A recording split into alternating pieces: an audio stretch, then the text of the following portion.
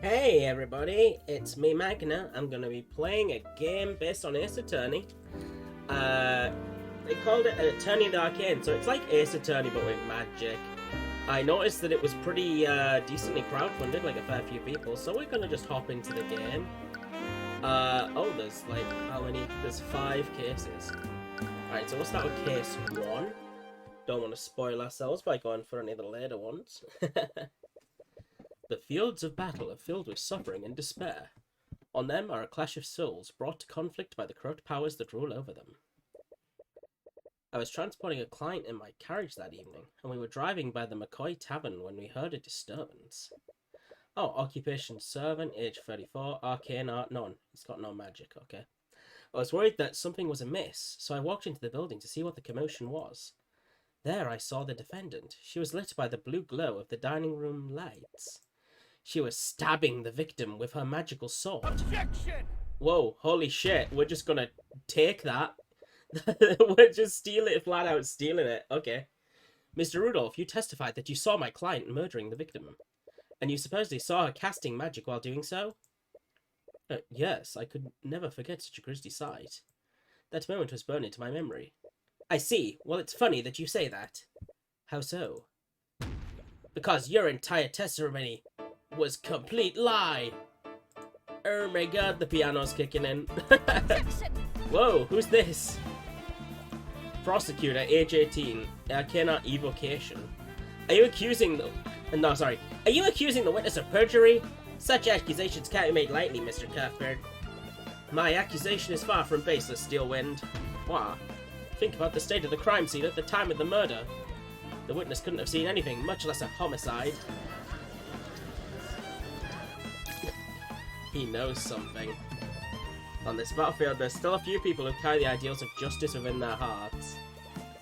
But you have to wonder sometimes, are these ideals truly just? Or are they simply lies fed to us by our elders? Damn it. Damn it! Oh, somebody got drunk at the bar, and then fell on a sword. Flintheart, you fool! Why couldn't you have just listened to me? Oh, who's this dude? Rudolph, I require your assistance.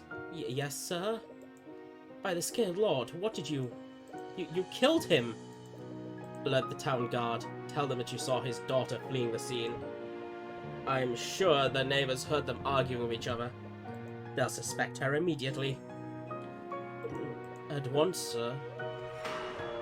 Episode 1, The Cold-Eyed Aristocrat. So, it's Phoenix Wright. It's definitely Phoenix Wright. Oh, we don't have any magic. You slowly feel yourself succumbing to an unbearable pain. You don't think you will survive this much longer. Are you sure you're okay, Cuthbert? You look like you're about to pass out. Attorney, age 4. Oh, this is the Maya of this game. Okay, Ruby Timora. Don't worry about me, Miss Timora. I'm fine. You've been riding in this carriage for days. You are definitely not fine. With each bump in the road, you feel yourself becoming more and more nauseous. It's taking every ounce of willpower just to hold down your lunch. I'm perfectly fine.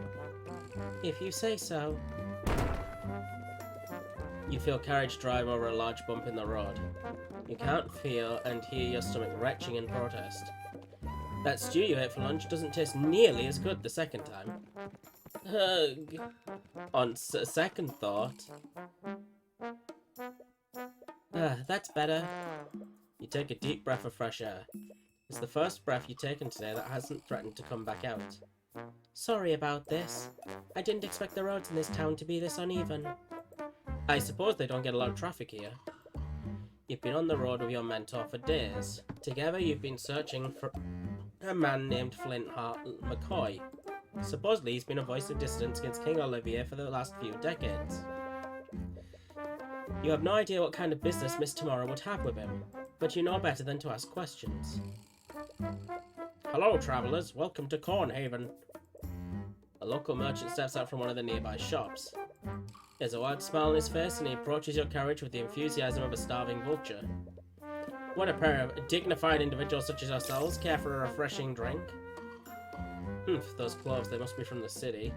Can I change this at all? He certainly has a friendly expression, but his thoughts seem very analytical. Well, I don't need a drink, but... Mr. Morrow glances at you and your stomach rumbles in agreement. Ah, of course. I have just the thing for an upset stomach. With a carriage like that, I bet I could fleece them for a lot. Is that his thoughts? His thoughts and emotions are laid bare for your eye of Horus. But the merchant's expression doesn't betray a hint of what he's truly thinking. You wonder if his false smile could be any bigger. At this rate, he might dislocate his jaw. How about 2 flasks of apple juice for 50 silver pieces? 50? You may find the price daunting, but this is organic, freshly made apple juice. It's just store-bought juice, but I bet they can't even tell the difference. At the corner of your eye, you spot an empty bottle of store-bought apple juice. It's resting on a table inside the merchant's shop. Store-bought apple juice has been added to your notes. The Cornhaven merchant has a bottle of store-bought apple juice. It's resting on the table inside his shop. It's suspiciously empty. Tyrion will make mental notes of notable clues he sees in the world. These notes are instrumental to solving mysteries and progressing through the game. You can check these notes anytime by opening the toolbar in the top left. Trust me, it's worth the extra gold. You know, I was expecting this to be like Ace Attorney, where you just get thrown into your first case, just like in the courtroom, and it's like just the one bit, but no, we're doing this. Normally the price wouldn't matter that much to you, but you don't appreciate being treated like an easy mark. Oh shit. We're gonna logic this man to death. You've started an argument with another character. During an argument, your opponent will make claims that you need to respond to. Responding correctly will lower your opponent's confidence. Responding incorrectly will lower your confidence. And once you run out of confidence, you will lose the argument. I think you need to elaborate. You said that this apple juice is organic, but where is it made? It's produced by the hard-working people of this town, of course. I only trade organic products. In a small town like ours, we only deal with locally sourced products. For certain claims, you'll need to present a piece of evidence to refute the claim. To proceed, present the thing that does that. Alright, yeah, this... You say that, but I can see an empty bottle of store-bought juice inside your shop! I see the plain evidence that you're lying right in the open, you fool. Why would you have something like that if you only deal with organic produce? Oh, how did that get there? How did that get there? Make no mistake, I only have that because I wanted to see how my products compare to that of the city. And let me tell you that the mass-produced slop doesn't even compare to my product. What an obvious lie. This juice is worth far more than what I'm offering. Honestly, I'm offering you a very good deal. For certain claims, you'll need to look at your opponent's thoughts and emotions. Choose the correct response depending on your information seen. Logic, choose this option if your opponent's thought contradicts something in your notes. Intuition, choose this object if your opponent's thought contradicts their claim. Or empathy, choose this if your opponent's emotion contradicts their claim. You usually only sell this stuff for 5 SP a flask. So it's their thoughts that aren't good. Sir, it's obvious that these flasks are only worth 5 silver pieces. What? How did you... It's clear you're a very shrewd man. Right? Argument 1. Now give me back my money. Child. So thirsty. At the corner of your eye, you spot a child watching you from afar. Her eyes are fixed on the flasks of apple juice. How about 20 SP for 3 flasks? Of course, sir. The kingdom of Wivengard, established around 2,000 years ago by the 7 High Archmages. It's currently ruled by King Olivier de Wivengard and the mages of his nobility. The nobility will tell you that our marvelous kingdom, in quotations, is a land of prosperity and happiness, but really it's crap. Land where its people share the wealth and succor provided by the kingdom's magic. Thank you. I haven't drank anything like this in years. The child's passing thoughts tell you exactly how much succor this kingdom is sharing. This one kid just hasn't drunk anything yet. I didn't know you had such an eye for rural economics. Well, I suppose I just have a good intuition for this sort of thing. Or did you use another kind of eye? What are you implying here, Ruby? You avoid meeting her calm yet piercing gaze. Don't get me wrong, your so-called Eye of Horus is an amazing gift. You should take every opportunity to hone it.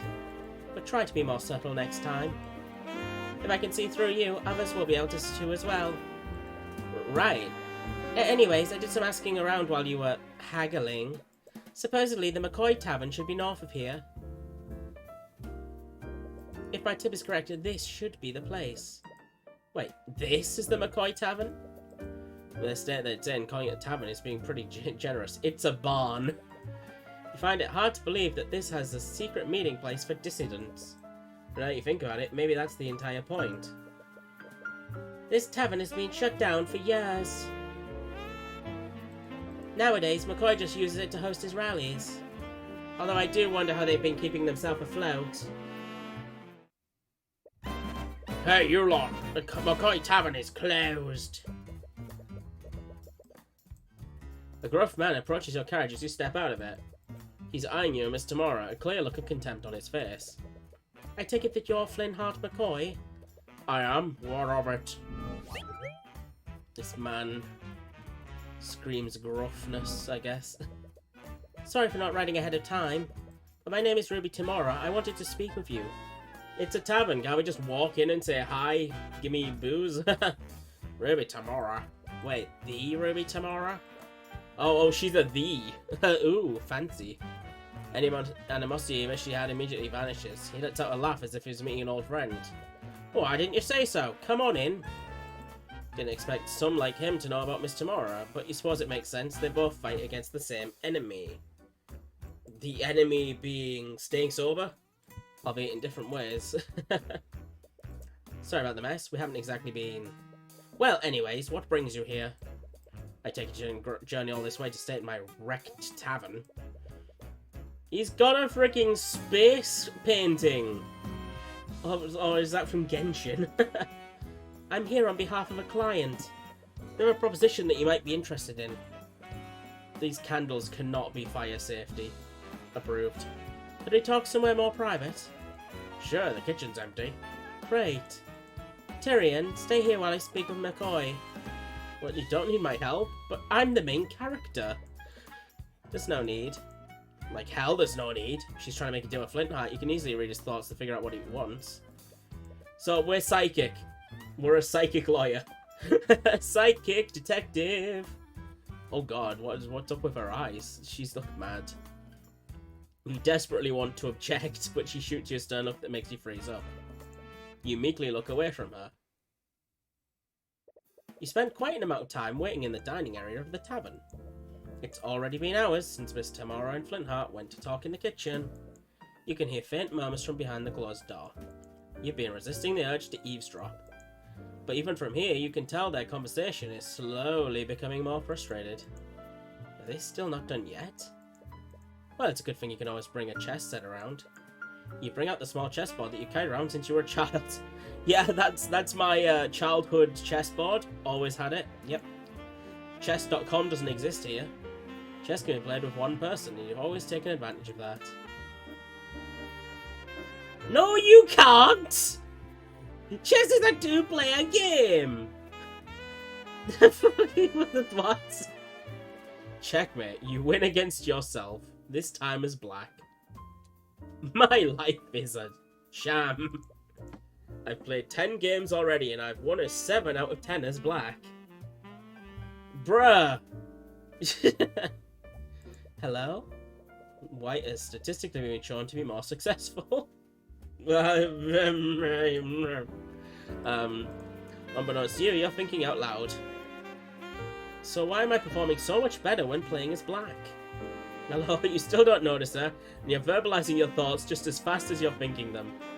Ooh, am I becoming overconfident as white because it has first move advantage? Bruh, you've gone insane! Playing chess with yourself. Perhaps that very advantage is affecting my choices and making me play in a suboptimal manner. If a personal quirk is making me play illogically, then I need to correct it. Dude, play chess with somebody, I swear, you need... Get a partner. Get a partner right now. What? How long have you been standing there? It's about time you noticed me. I've been trying to talk to you for a while now. Oh, sorry. Do you know where my dad is? Your dad? Flint Hart McCoy. I'm his daughter, Celeste. Occupation mercenary. So she got a big magic sword that's gonna sadly skewer her dad. Oh, Flintheart is talking to my mentor right now. Is he about to say Mom? Oh, I really wanted to show him something. Do you know when they'll be done? I don't know. They've been speaking in the kitchen for a while now. You hear Flintheart and Miss Tomorrow's voices getting louder and more frustrated, but Celeste doesn't seem to notice. Her eyes are focused on your chessboard. This is chess, right? Are you playing against someone? Oh, I'm playing against myself, actually. I win and lose equally. Oh, that's, You feel a judgmental stare. Yes! Judge him! Playing alone helps you develop new strategies. What, against yourself? Plenty of professionals do it. Hey, I'm not the type to shame a man for playing with... That's... Relax, I'm just joking. Anyways, if you're still waiting for your mentor, do you want to play a game? my pseudonym is Jigsaw. Oh, do you know how to... do you know how to play? Sure, I've read about this before. She's read about it? Oh, this table is so dusty. Don't you live here? Dust your table. Celeste takes a seat on the other side of the table. She tries to set up her side of the board, but fumbles with the pieces. She stares at one of them, confused. How do I arrange these things again? A part of you regrets accepting her challenge, but it'd be impolite to back out now. Here, I'll arrange them for you. Thanks! Checkmate. You defeat her in 2 moves. Oh, she did the whole pawn to the left of a king deal. Oh no. Wait, what? Already? How did you do that? You decide against telling her what the name of that mate was. Rematch me. I want a do-over. Sure, why not? As long as if you have anything better to do. Yeah, she'll do better next time, right? Celeste's brow furrows as she tries to decide on her next move. But she hasn't realised that the game is already finished. Here! She uses her knight to position to attack your queen. It should have stopped your assault on her king, but... Checkmate. A scholar's mate this time. What does that mean? I don't know what these chess phrases mean. What? Come on, how do you keep doing that? You look at the closed door of the kitchen. Flintheart and Miss Tomorrow's discussion is becoming louder. It doesn't sound like they'll be done anytime soon. Again, I'll definitely beat you this time. For someone who had clearly never played before, she's quickly improving with each game. It's impressive. She's observing your strategies and adapting to them. Yeah, because all the strategies that we come up with are ones that we thought that would work on us, not other people. With the way she's playing now, she could even defeat a nationally ranked noble. No, she couldn't. She's beating a guy who plays against himself. You have no skill or experience. You just fight yourself. Checkmate. But even so, you've been playing this game a lot longer than she has. But that's not how chess works. How are you always one step ahead of me? It's like you're reading my mind. Oh yeah, we can do that. Oh, he's cheating, never mind. As if he'd even need to. Just one more game. I'll get you this time. Hello, Cuthbert. Miss Tomorrow emerges from the kitchen with Flintheart. They both look mentally exhausted. It looks like negotiations didn't go well. Oh, hi, Dad. Oh, hello, sweetie. Flintheart looks irritated, but as soon as he sees Celeste, he quickly puts on a smile. You wonder what the discussion was about. What's this? Some kind of game? Miss Tomorrow glances at pieces on the board. Don't feel too bad about losing to him. He's nationally ranked. But he plays against himself all the time. That gets you nothing. Oh, you're a professional? Is that why you're wearing a suit? No, chess is just a hobby. I'm actually a defense attorney. An attorney? Speaking of which, we should probably be on our way. Aye, sorry for refusing you after you came all this way. I respect what you're doing, but I want nothing to do with your mage friends. She's got an arcane art. She's definitely a Maggie. You wonder what he meant by that. Was Miss Tomorrow trying to introduce him to one of our clients? Anyway, it is getting late. If you leave now, you won't get back to the city until morning. She's right. There's a bunch of bandits and brigands out there. Wouldn't want you running into them this late. I guess you have a point. We have plenty of empty rooms that you can stay until morning. It's the least I can do after you came all this way. Well, if it's not too much trouble, we might as well stay here till tomorrow. The tavern is shut down, but we still have some sheets and blankets. I'll go get the rooms ready. Okay, that's a nice smile. Celeste and Flintheart leave the dining area to get your rooms ready. You're left in the dining room with Miss Tamara. So, I take it the negotiations didn't go well? No, I didn't expect him to be so stubborn. No, I've got them the wrong way around. Whoops. Honestly, I have no idea what this man has against mages. Well, there is one way to find out. Why are you being so secretive? If your business with Flintheart is related to our clients, I can help. It wasn't important, and your presence was not necessary. That's such an obvious lie, but you can't read a single thought from her mind. She had years of practice hiding her thoughts from the Eye of Horus. Celeste enthusiastically came back downstairs, but she seems to have noticed the tension between you and your mentor. Sorry to interrupt, but your rooms are ready now. Right. Thank you. An awkward silence hangs in the air as you and Miss Tamara head upstairs. You reach the upper hallway and see the 2 rooms that Celeste has prepared for you. Miss Tamara stops before entering her room. You were playing chess with Flintheart's daughter earlier. Was she any good? Not at first, but she got better as we kept playing. I'm sorry for leaving you there for so long. I didn't expect our conversation to last that long. No, it's fine. It was nice playing against her. I see. Well, I suppose you are that age. Yeah, chess, relationships, that whole thing. No, it's not like that. It's just that outside of tournaments, I never really get to play against anyone other than myself. And you only ever want to play shogi against me. Oh, she's a shogi player, I see. Because shogi is clearly superior. It's complete anarchy is what it is. You just bring fallen pieces back to life like some kind of necromancer. It adds depth. Dropping adds a dimension of play that isn't present in chess. You sternly look at each other, your position's already made. After a few moments of silence, you both burst out laughing. I'm sorry if it looks like I don't trust you. I know that you just want to help. But there are some things about my work that I just can't tell you about yet. One day, when the time is right, I'll tell you everything. She gonna die. Right, I'm sorry for prying. I just want to show you I'm ready to be an attorney like you. You are. I know you are. The rare person your mentor catches you off guard. Anyways, get some rest. You should mentally prepare yourself for the journey tomorrow. Right.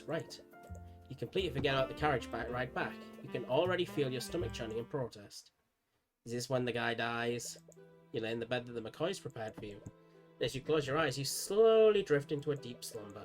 As this happens, you feel something invasive. Your mind drifts away and you feel yourself being pulled elsewhere. Oh god, it's the giant doom orb from Will of the Wisps. You find yourself in a surreal and unsettling landscape. You're fairly certain that you're dreaming right now, but some instinct in the back of your mind tells you that something is fundamentally wrong with it about this.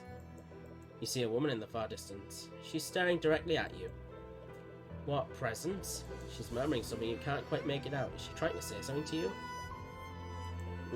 Finally found. I finally found you, Heaven's Born. And then you're jolted wide awake. You can't exactly remember what that woman said to you, but whatever her words were, they sent a piercing chill down your spine. Your breath is heavy and your heart is beating at 100 miles per hour. Calm down, it was just a dream. At least that's what you try to tell yourself. Is this... But please, let me explain. I don't want to hear it. You hear the voices of Celeste and Flintheart ring out from downstairs. Must be extremely late. What could they possibly be arguing about at this hour? I want you out of my house! Out! A dead silence lingers in the air before you hear someone rush out of the tavern. Whoever left slammed the door behind them. What was that all about? It's none of your business. You only met those 2 today. You're best not to get involved in their family affairs. And as you tell yourself that, a brief image of Celeste's smile appears in your mind. Damn it. He's hooked. You slowly make your way out of your room, but the hallway is nearly pitch black. You can barely see a few inches ahead of you. You have to watch your step to avoid tripping.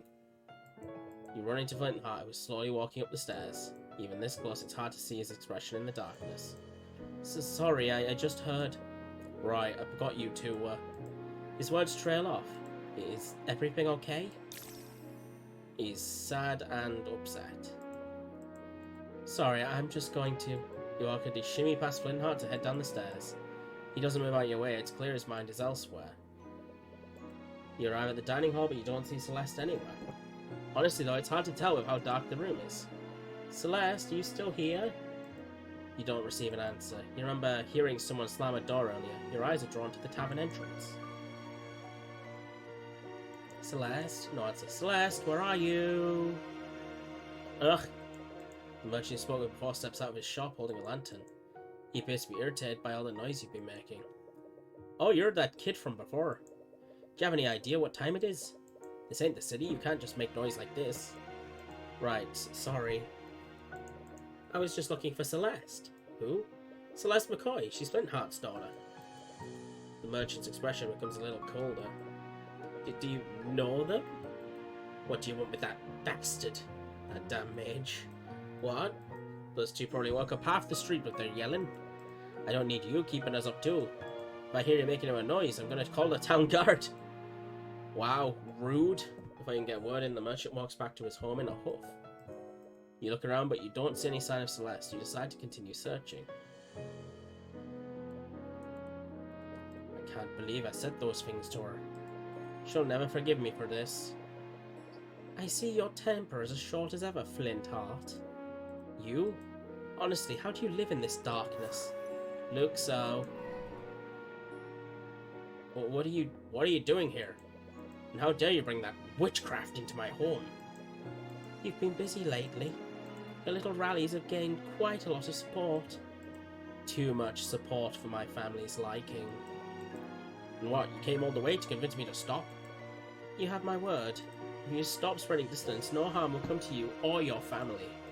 Ha! Your word is as good as the dirt you lick off of King Oliver's boots. As if I'd ever trust the words of a murderer like you. Flintheart, please. As someone you once called a friend, I'm going to ask you one more time. Friend? Friend?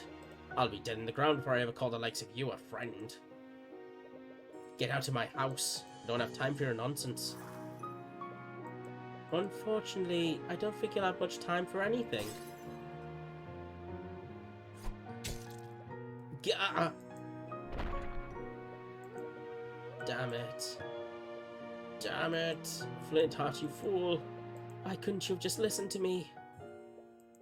Rudolph, I require your assistance. Yes, sir. Yep, and here we are back to this. By the Skate Lord, what did you...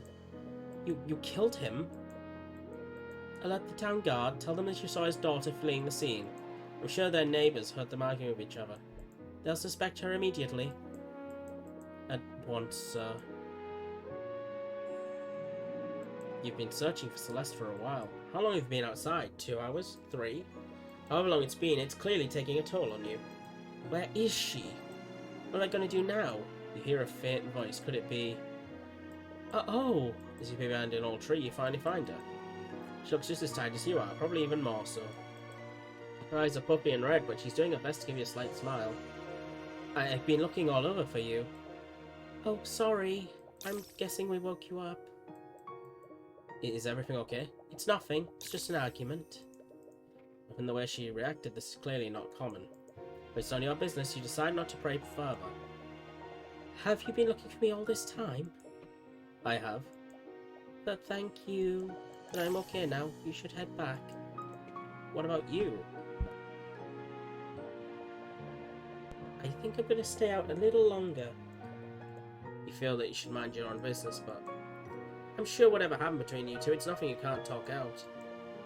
It doesn't happen a lot, but sometimes Miss Tamara and I get into fights too. But no matter what happens, we were always able to talk about it. Sorry, I know it's none of my business, No, I really appreciate it. Thank you. Happy, sad, and confused. You're right, let's go back. Uh-oh. What? You come back to the McCoy Tavern, but it's now surrounded by several carriages of people clad in plate armor. Is that the Inquisition? Nobody ever expects them. What? The Arcane Inquisition. They're an armed order of knights that investigate crimes committed using magic. As you say the word crime, you and Celeste share a glance and come to the same realization. Both of you rush towards the tavern, but Celeste outpaces you by a large margin. What? No! No! She reaches the tavern before anyone can stop her. She takes a look inside the inn. Whatever she saw makes her cry in anguish. She drops to the ground in tears. There she is! Celeste McCoy, by the authority of the Women God Crown, you're under arrest. It's Geralt! Upon seeing Celeste, one of the knights steps forward and grabs her. Surprisingly, she's able to break free from his grip and tries to push further into the tavern. Noticing the commotion, 3 other knights rush to grab her and begin dragging her away. She kicks and screams against them, desperately trying to break free. Great! She's being taken to jail. In between, the 3 knights is taking all their strength to subdue her. What are you doing to her? What's going on here? Tyrion? Miss Tamara approaches you. You breathe a smaller sigh of relief when you see that she's okay. Miss Tamara? Bah, I should have known that he was one of yours. Just stay out far away. I should do more of a Geralt voice for him, maybe. Miss Tamara, what's going on? Why is the Inquisition here? I'm surprised myself. But from what I understand, Flintheart McCoy has been murdered. Murdered? Would you like to save your progress? Yes, please. Episode 1-2, The Cold-Hearted Aristocrat Barracks. We're going to the barracks. You follow the Inquisition. Back to the city where Celeste is being detained. According to Miss Tamara, Celeste was the prime suspect in Flintheart's murder, and due to the supposed nature of the crime, her case would be pushed to trial immediately. But many of the elements of this situation still don't make sense. The Inquisition only investigates crimes committed with magic, so why is Celeste their prime suspect?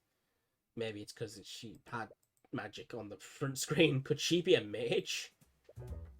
This is ridiculous. She has a right to speak to an attorney. Anyways, you find yourself met with another hurdle, a very incompetent one. Yeah, well, we can't let you see her until she's been processed. Her trial is in an hour. How has she not been processed yet? I don't know what to tell you, kid. I wish I could help. You don't need to use the eye to know that's a complete lie. So you're really planning on defending her? Do you know if she can even afford a lawyer? I can't just sit here and do nothing. You saw him, didn't you? There's no way she would murder her own father. I know that look. I was saving this for a special occasion, but... Attorney's runestone. Magical runestone allows you to take pictures of crime scenes and write notes telepathically. Every attorney has one. It's almost like a badge for them. Hey, want to see my badge? This is an attorney's runestone. If you're going to defend her, you're going to need one. You begin to tear up. You've always wanted one of these since you were a kid. It's basically a badge of honor for attorneys. Wait, honor with a U? Is this made by British people? Hell yeah. Don't cry, Cuthbert. Sorry. Anyway, keep this in mind. If you try to defend her, the Inquisition isn't going to fight for you fairly. Our court system only exists to create the illusion of justice. They hate people like us, and they'll do everything in their power to sabotage you. Damn it, you knew that they'd try and get in your way, but you didn't expect them to do it this blatantly. Ugh, what's with all this noise? You're that knight from the tavern. That's Commander Orrin White to you, kid.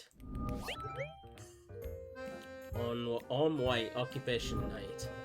I had a feeling tomorrow would be sniffing around this case. But didn't I expect it to send a kid to do our dirty work? Commander, he says he wants to talk to the mage. And she's got a right to an attorney, doesn't she? Well, she hasn't been processed. Commander White looks confused for a moment. The hell kind of bullshit are you trying to pull? Let him through, you idiot. Yes, sir. The knight leads you through the halls of the dungeon. For something built in the capital, it looks extremely old and decrepit. Prisoners are all very upset. You pick up the negative emotions of the prisoners nearby. It's a heavy, almost crushing feeling. Let my people go. You always had to avoid crowded places because of how sensitive you are to people's thoughts. And you've never felt this much concentrated despair before. Wait a minute, plays games? Mind-reading powers? Is this Maximilian Pegasus? Oh, it's you! Celeste was lying down on the cold floor of the dungeon, but she immediately gets up as soon as she sees you. What are you doing here? Miss Tamara told me about what happened to your father. I'm so sorry. I just don't understand. I don't understand any of this. Why would somebody do this? And why are they blaming me for it? I'm not sure about the details, but it's clear that there were elements of magic involved in what happened. Since they arrested you based on that evidence, I can only conclude one thing. Celeste, you're a mage, aren't you? Huh? There's no sense in hiding it anymore. Yes, I am. It's almost like there was an arcane art on her thing here. Do you have noble blood? Of course not. Why would you say that? Sorry, but the ability to use magic is genetic. Most mages tend to have some kind of noble blood. I honestly don't like thinking about that. I'm the daughter of Jolene and Flynn Hart McCoy. That's all I need to know about myself. Okay, so probably adopted. Anyways, you've been arrested because you're a mage. What? A crime was committed using magic and you were the only mage around at the time. Is that seriously the only reason? I only know how to cast one spell. The Arcane Inquisition doesn't care about the truth, they only care about closing their cases. Celeste, your case is being pushed to trial. You're going to be brought before a judge in an hour. What? No one told me anything. Damn it, they weren't even planning on telling her. Oh shit.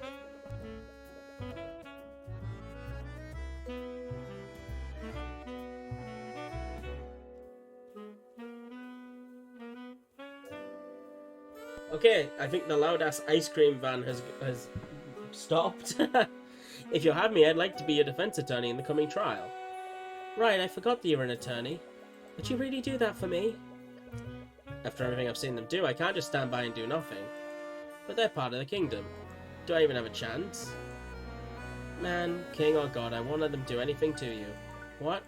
Sorry, it's just something I have a habit of saying. No, don't apologize. She's like halfway between that was kind of sweet and cringe. I really appreciate you doing this.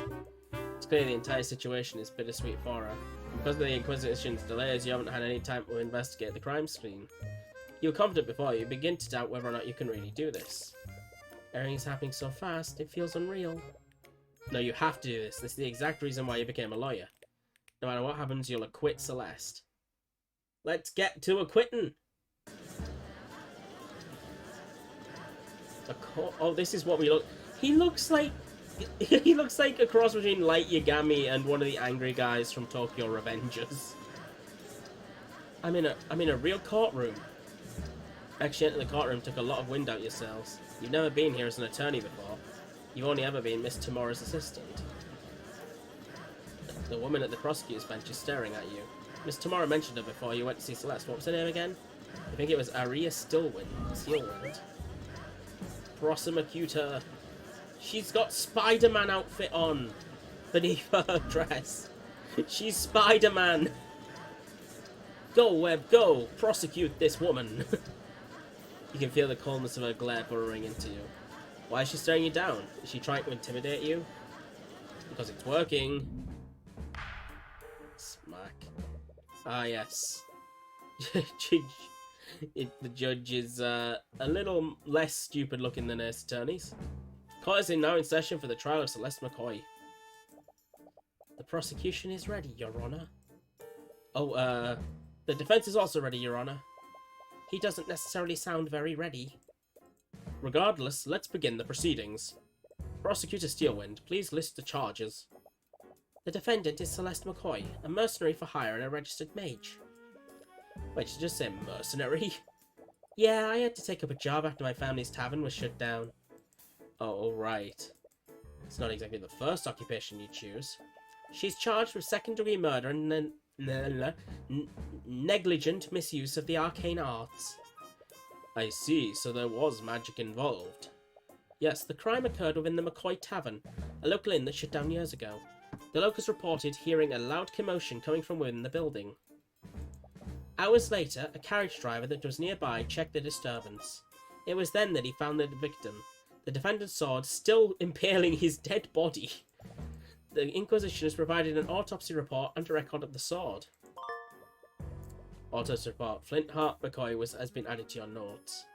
Died after being stabbed from behind with a magical blade. Fatal wound shows Heavy traces of transmutation magic. Celeste sword, the alleged murder weapon. It's an ornately designed sword but has no magical properties. What was the defendant's relationship with the victim? I see that they share the same last name. The defendant is the victim's daughter, but not by blood. She was adopted into the family when she was an infant. Her birth parents are currently unknown. I see. What a dreadful turn of events. To begin, the prosecution would like to call Commander Ormer White to the stand. Witness, please state your name and occupation for the court. Name's Orm White. I'm commander of the Arcane Inquisition. Orm, please tell the court the details of the Inquisition's investigation. Yeah. Oh boy, witness testimony. We got a call late at night. Someone discovered a dead body inside of the McCoy Inn. When we arrived on the scene, we found Flintheart McCoy dead on the floor. The defendant's sword was still inside of him. We have several witnesses who heard the victim and defendant in a loud argument before the body was discovered. Their argument must have turned ugly because the defendant killed the victim using her magic sword. This man is 64 and still looks like he's flipping ready to throw down at any moment. What a chad. Isn't that really incriminating? One of our possessions is the murder weapon. Mr. Cuthbert, you may begin your cross-examination. You open your mouth to respond, but nothing comes out. You can't think of anything to say. Everything is blank. Mr. Cuthbert? Hey, what are you doing? This is the part where you say something, right? Quick, yell objection. I'm sorry, I don't. Your anxiety's getting worse and your breaths are becoming more and more desperate. Are you hyperventilating? What a disappointment. I was hoping to fight against the infamous Ruby Tamora today, but it's clear you can't even hold a candle to her. Your Honor, it's clear that the defense has nothing to say against the prosecution's overwhelming evidence. Yup, this case is pretty open and shut. No, wait! This isn't what's supposed to happen. I need to yell objection and then pull things out of my ass to get the win. I'm sorry, Tyrion. I couldn't acquit Frey. She was found guilty. What? But that means they're going to execute her? No, not again. You seriously gonna let that happen again? Tyrion! Celeste grabs your shoulders and shakes you out of your panic. You need to calm down. Her gaze is calm and focused despite the gravity of the situation, but she looks stern, not angry. I'm sorry, I didn't mean for this to... Stop, just listen to me. You know what to do, right?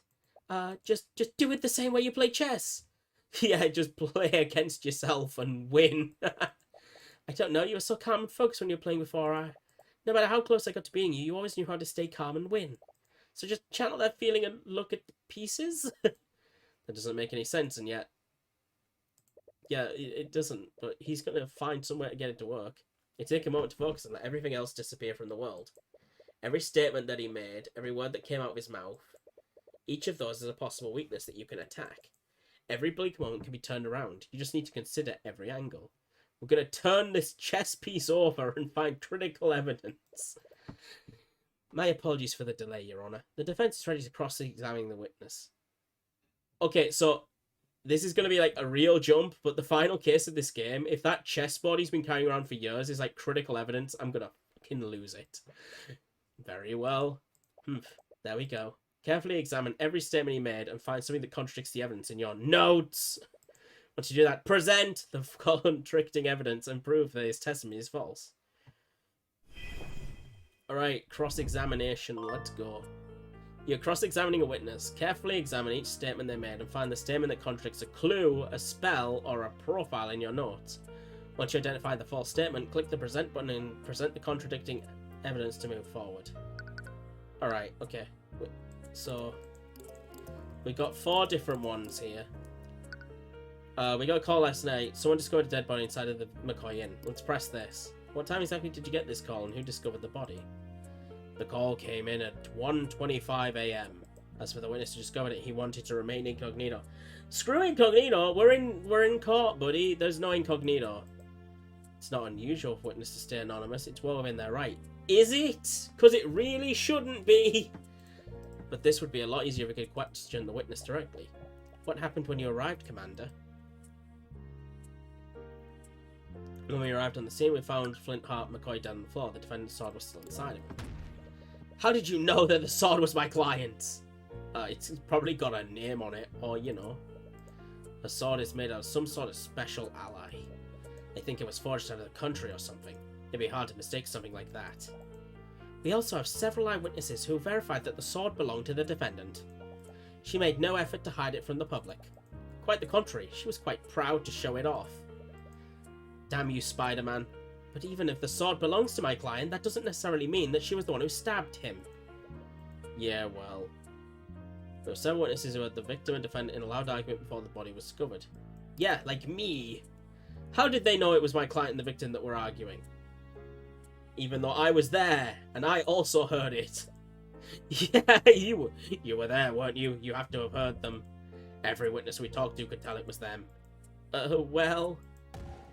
Your Honor, it's clear that the defense is playing devil's advocate. Even he should have recognized their voices. Yeah. Well, they've got you there. Yeah, true. That's conjecture! What, there are plenty of people around who could commit the crime. That tavern has been closed for years. The defendant and the victim were the only ones there before the body was discovered. Plus, the murder weapon definitely belonged to her. It'll be hard to prove that someone else was at the crime scene, but you can't help but feel there's something off about what he just said.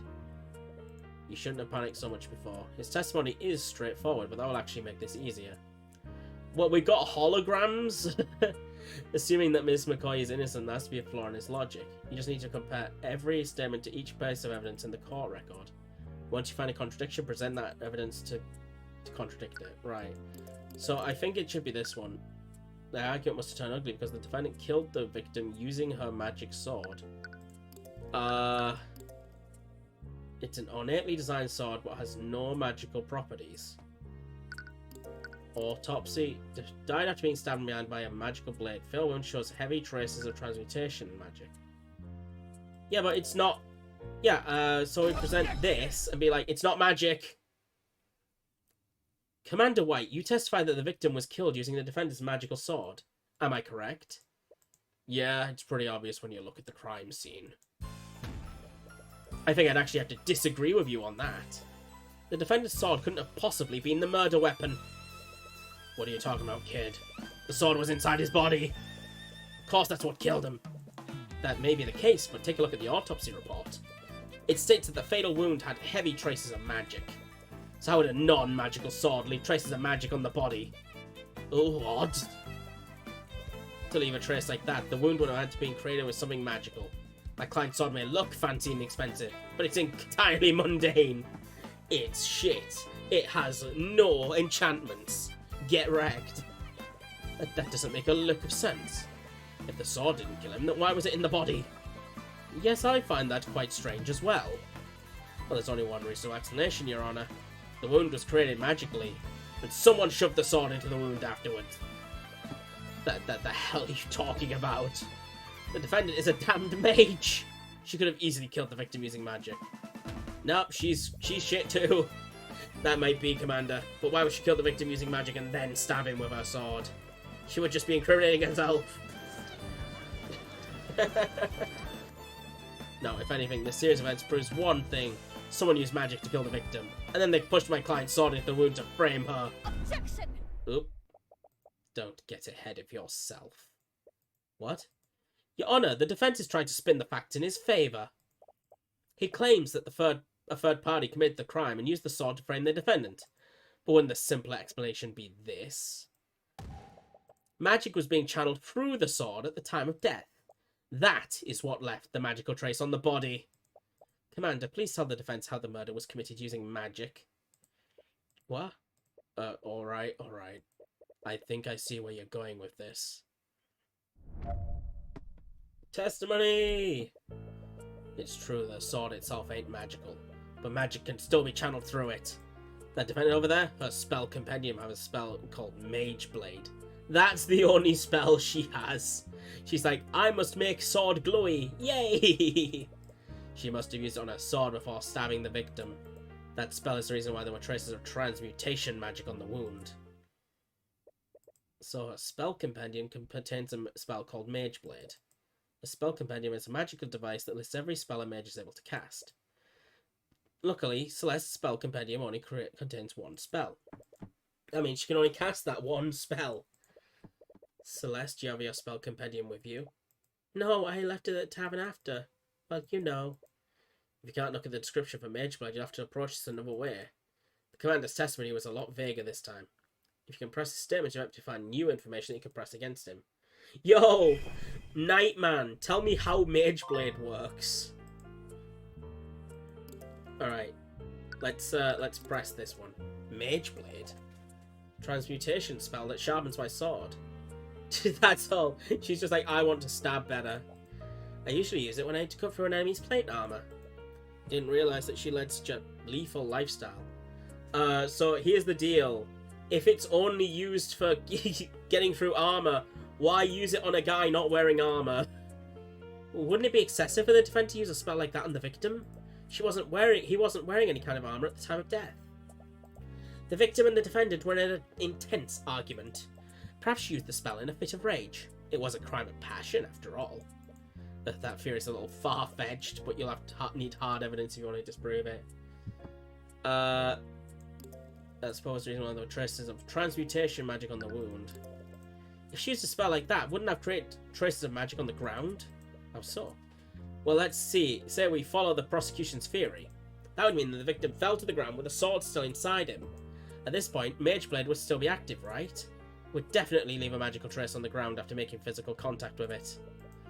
Oh, we're already way ahead of you, kid. We had our people scan the crime scene. We found transmutation magic on the ground, just like you said. Oh, if you still don't believe me, I have a picture of the crime scene, and the scan right here. Oh, and why was this picture not brought to my attention? There was no need. This entire case is an open and shut case. Oh, so even they're just basically... Like, he was like, hey, give the girl a lawyer earlier, but now he's still like, nah, we're withholding this. A picture of the crime scene. An alternate version shows traces of magic detected. You've seen pictures of the dead before, but it feels a little different now that the body is of someone you knew. For all of 5 minutes. Huh, looks like there are traces of magic on the ground. This shape is a little weird, ain't it? What was that just now? Aha! She's given the game away! You can see around this photo she killed him with a stab from the front. Let me look at the picture. Stabbed him with the sword from the front. How did the bottle break? Maybe. No, I'm not sure about that. Is there traces of magic around the bottle? Because there shouldn't have been around the bottle, if that was the case. I can't really see if it properly is, though. Died after being stabbed from behind? Yeah, bruh. Autopsy report ain't having that. They put the sword the wrong way in. It seems you presented another glaring contradiction. Oh yeah, and what's that? You said that my client stabbed the victim from the front. Am I correct? Yeah, you can see it plain in that picture. So where's your contradiction? That's the thing, Commander. Your picture clearly shows that the victim was stabbed from the front. But the autopsy report says that he died from a stab from behind. What? You're supposed to release everything that you had. You incompetent nincompoop. Why was this photo given to me?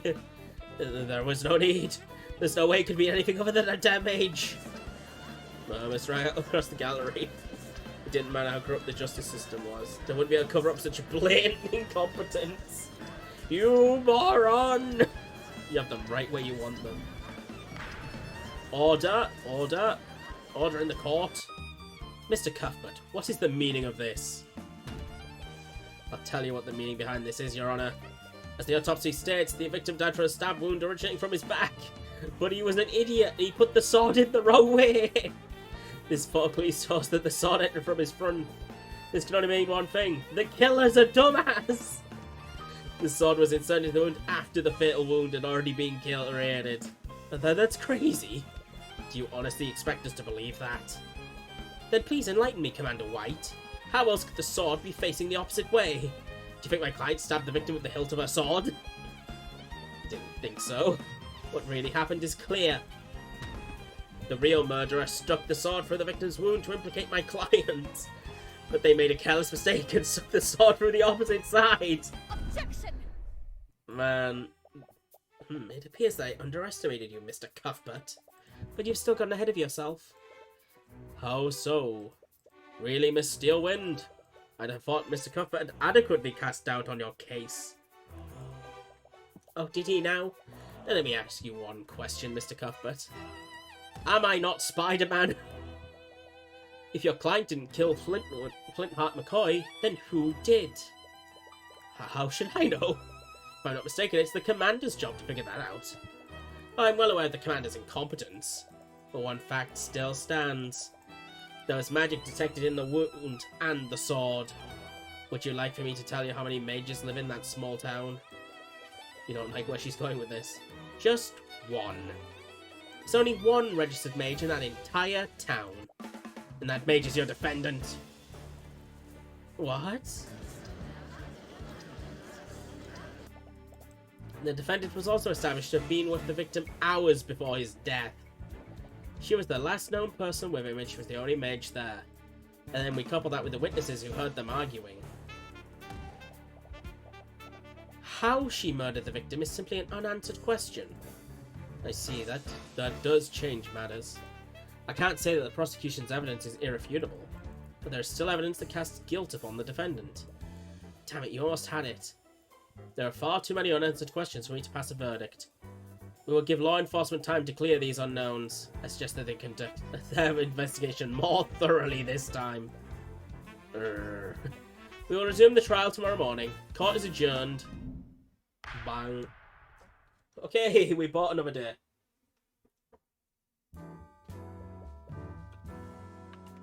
Hello, Cuthbert. As you walk out the courtroom, a celestial greeted by Miss Tamora. Miss Tamora, you're here. You recall how you froze up during the first cross-examination. I feel a little shame that your mentor saw all that. Well, at the end of the day, you were able to pull it together. And once you did that, you performed adequately. On that note, I wanted to give you this. Celeste's spell compendium is added to your notes. It contains the formula for the following spell, Mageblade. Mageblade has been added to your notes. School evocation. Wait a minute, it's not even a transmutation spell. How? The guy was killed with the wrong spell type. Incantation, Arcane. Gesture, none. Duration, 1 minute. Concentration, yes. For the duration of this spell, the edges of this object, usually a blade, become unnaturally sharp, making it more effective at slashing through tougher material. While under the effects of this spell, the object emits a yellow radiant glow. The target object must be no larger than a 5-foot cube. Might spell compendium? I swiped it from the dining area before the Inquisition arrived. I thought it'd be best for you to have it. So this is your spell compendium. It only has one spell. Mageblade. Which means that the prosecution has proved that Celeste used that specific spell. It's evocation though, it's not transmutation.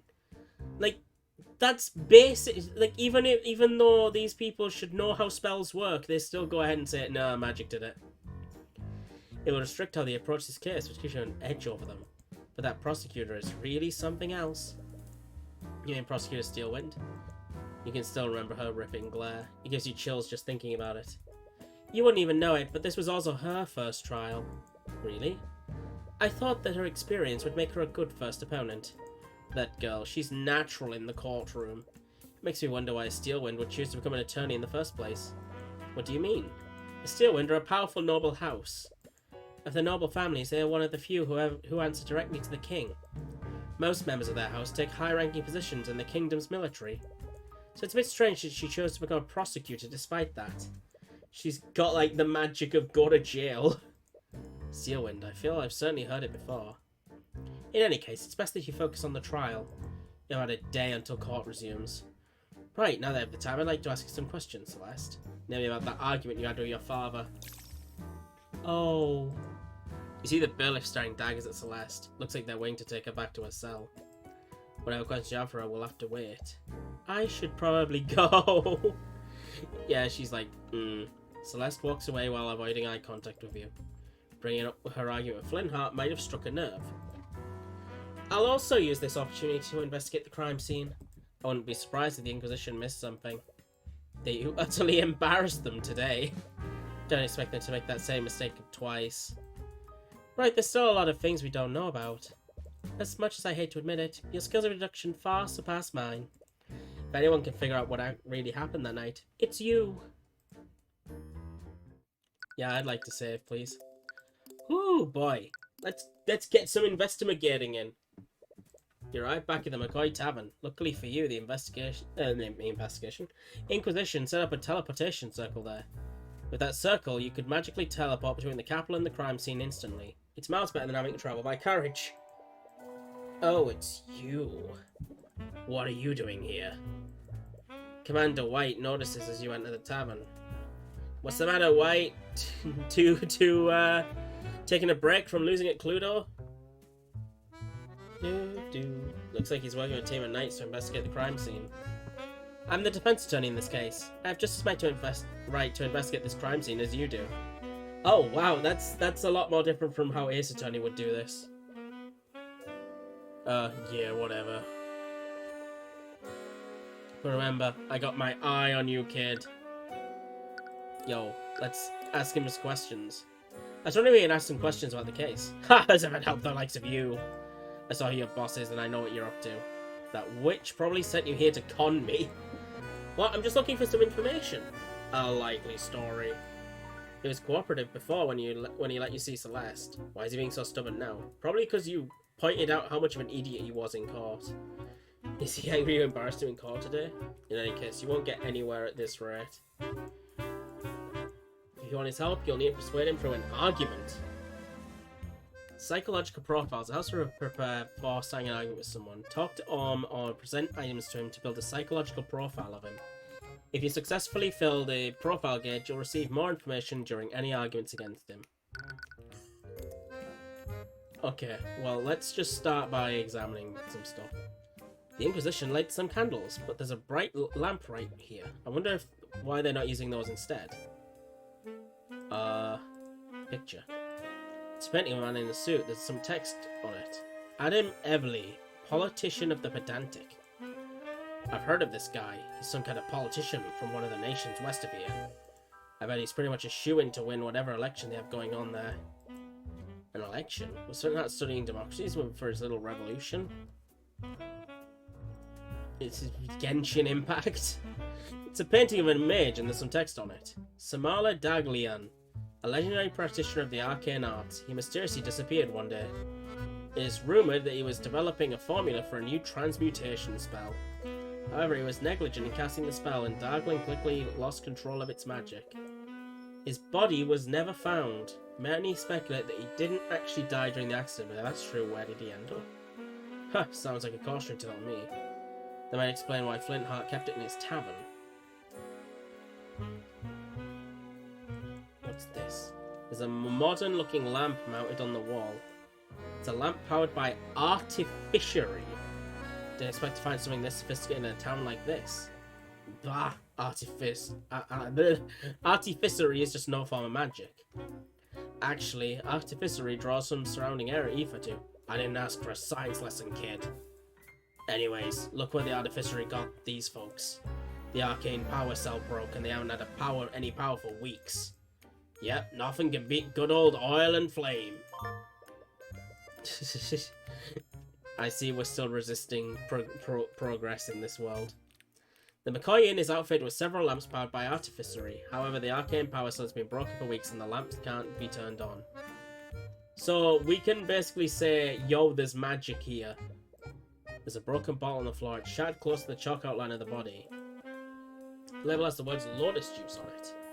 I've never heard of that brand before. Must be foreign. The shattered remains of a glass bottle found next to where the body was. The label says Lotus Juice. Yeah, I was thinking that might be useful. Let me just... So we can only look at things in this area. There's no, like, moving around. Gotcha. Let's see. Let's look at this. There's a chalk outline of a person on the ground of the tavern. It's probably where Flintheart died. The outline matches the pictures that the Inquisition took. Nothing seems out of place here. Well, I don't know. What else do we have to look at? We've seen that. Maybe there's something on the roof? Oh yeah, we need to actually... Why can't I click that? Alright. Let's present something to him. Let's see if we can give that. I've never seen a real spell companion before. I'm still not exactly sure how they work. While spell companions are magical devices that display exactly which spells a mage can cast. You can probably guess, but the Inquisition uses these things all the time. Right, having that information is definitely a blessing for the defense and the prosecution. Let's try showing him this. What do you think about this? I don't know what you're expecting me to say. Not much to say about that. Alright, let's see. Maybe if I present him the autopsy that got him embarrassed. The autopsy report seems to be pretty detailed in some aspects and vague in others. What is that? Not sure about the details, but the autopsy is performed by a mage who studies divination. Their magic gives us details about how someone dies, but there's always a few blind spots. Blind spots? Like what? Well, for one thing, if someone mucks around with a body after death, the report becomes muddled. Divination magic can tell what really happened to a body, but not in what order and at what times. Someone definitely stabbed Flintheart's body with Celeste's sword, which means that it will be that much harder to figure out what kind of weapon originally killed him. I don't think that we know that, though. Oh, I can move back and forth. So I can go to courthouse, barracks, the upstairs of the tavern. Alright. So we've looked all around here. Maybe there'll be something upstairs we can get?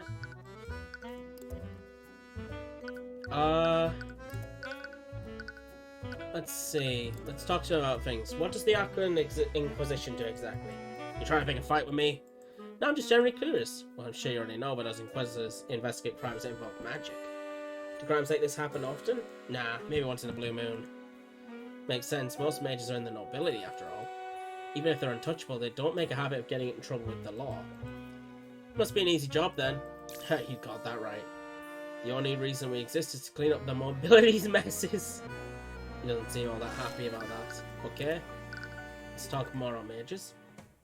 Commander White, you seem to speak negatively about my client's magic. Do you have a personal grudge against mages? You're damn right I do. Well, I didn't even try to deny it. And if you have any sense, you would too. All a mage has to do is wave their hands and say some magic nonsense. Then you suddenly have a dead body on the ground. And don't get me started on mage blight. Sorry, this guy's voice is killing my throat a little bit. If some noble uses their magic too much, they end up snapping and going on a rampage. I don't know if this is going too far, but why join the Inquisition if you hate mages so much? To throw them in jail! Considering the fact that my job is to sweep the nobility's crimes under the rug. Sorry, I didn't mean to insinuate. Nope, you have the right of it. Anytime a noble is involved in a case, I'm ordered to look the other way. Oops. You don't seem very happy to do that. Why would you stay in this line of work? Because every once in a while I'm allowed to put a criminal mage behind bars. Can't go after the nobles, but any other mages, fair game. Or at least they were before your boss showed up. Your boss? Does he have something against Miss Tamora? I have to ask, did something happen to you and Miss Tamora? Ha! Miss Tamora. What about you? What are you, a lackey or something? No, actually she's my guardian. Oh, I didn't know she even had a...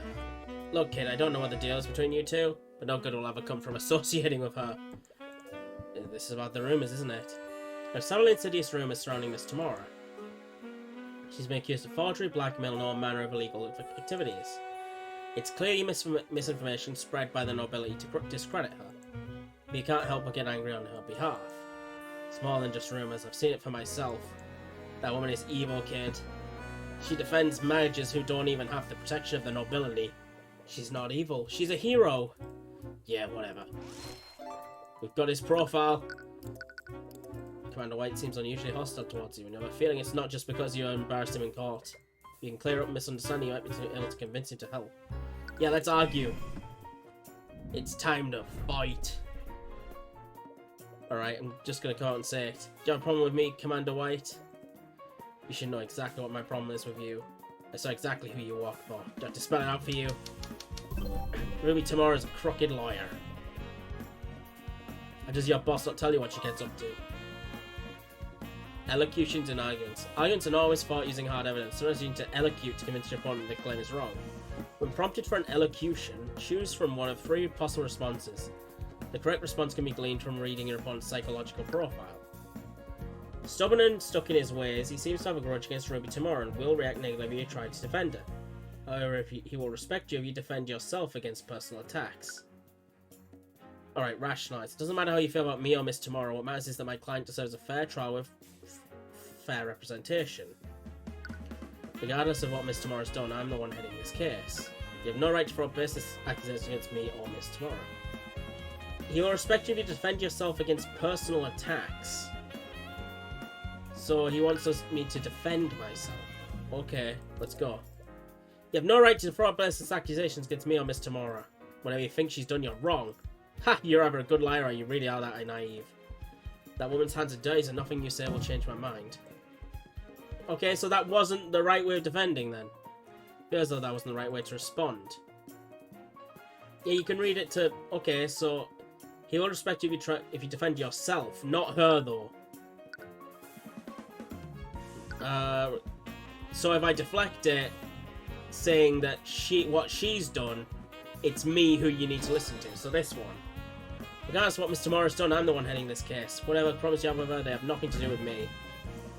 That still doesn't change the fact that you work for her. I've seen that woman do all kinds of shady shit in the cases I've worked. Forgery, bribery, blackmail, you name it. You're just another crook. Bet you're the same as successor for the devil of defense attorneys. I'm not Ruby Tomorrow. Regardless of what you've seen her do, I'm going to run an honest case. Have you seen me do any of those things so far? Me being a successor has nothing to do with it. Yeah, so I need to defend myself. So this one. I'm not Ruby Tomorrow. It doesn't matter if the rumors are true or not. Regardless of what you've seen her do, I'm going to run an honest case. Look, kid, I'd like nothing more than to believe you, but after everything I've seen her do, I know better. I have no reason to trust you. Anyone taught by that woman can't be anything more than a crook. Have you seen me engage in any crook-like behaviour? Nothing that I've done has given you any reason to suspect me. You have no proof that she's a crook, and you sure don't have any proof that I'm one either. Yeah, I can't defend her, I have to defend myself. Have you seen me engage? Yeah, let's rationalise it. Her way of teaching me is ruthless, I'll give you that. But the only thing that she's taught me is how to practice law. Have you seen me engage in any crook-like behaviour? Yeah. So basically we were like, prove it, and he gave up. He just wants some info, right? Yes, that's all I'm looking for. Alright, I'll answer your questions. Just don't make me regret this. You successfully persuaded Orm White.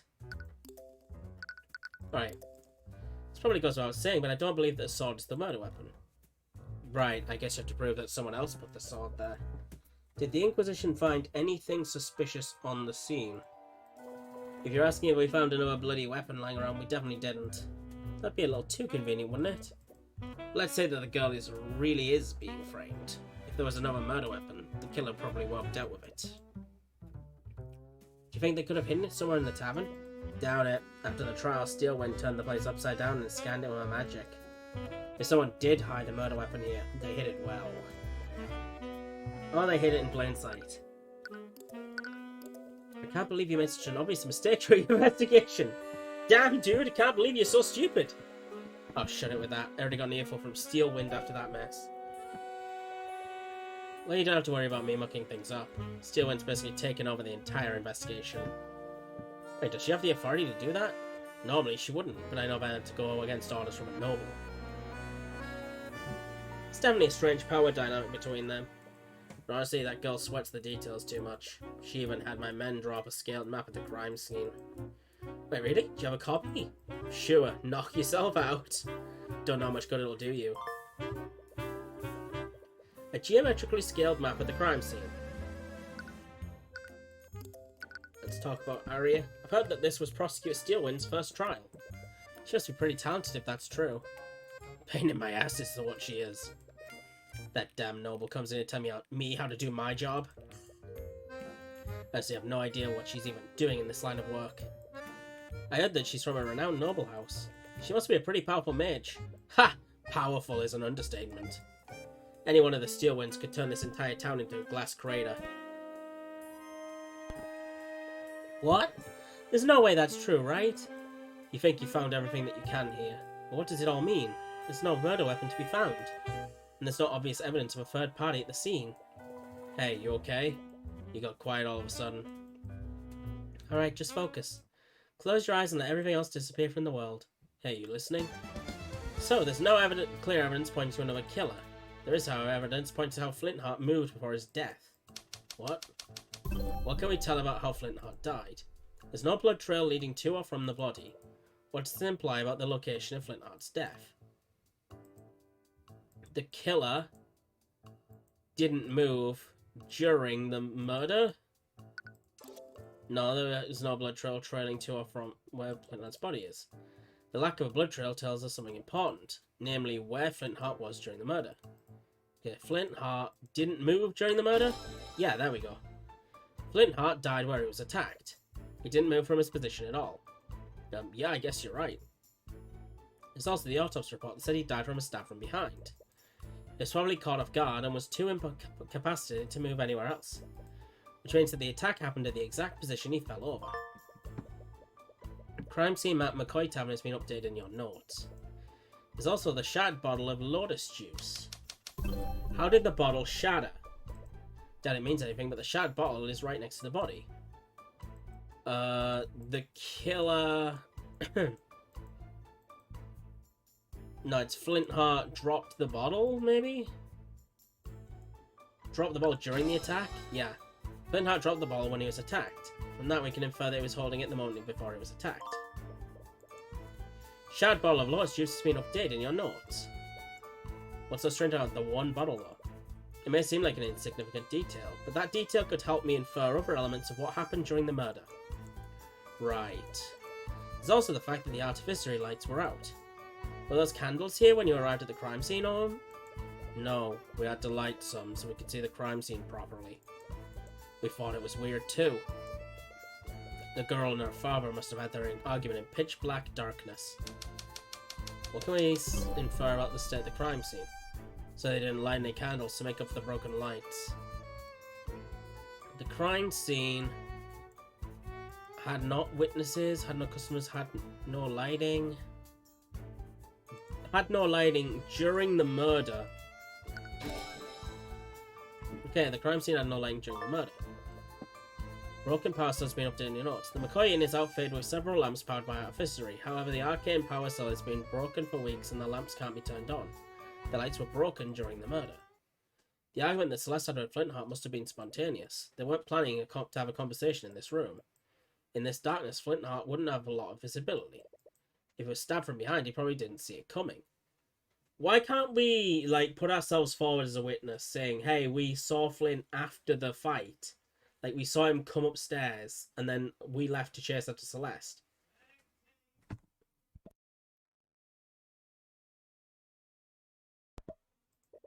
He was clearly surprised and probably in too much shock to run away. The bottle seems insignificant, but he was holding it when he was attacked.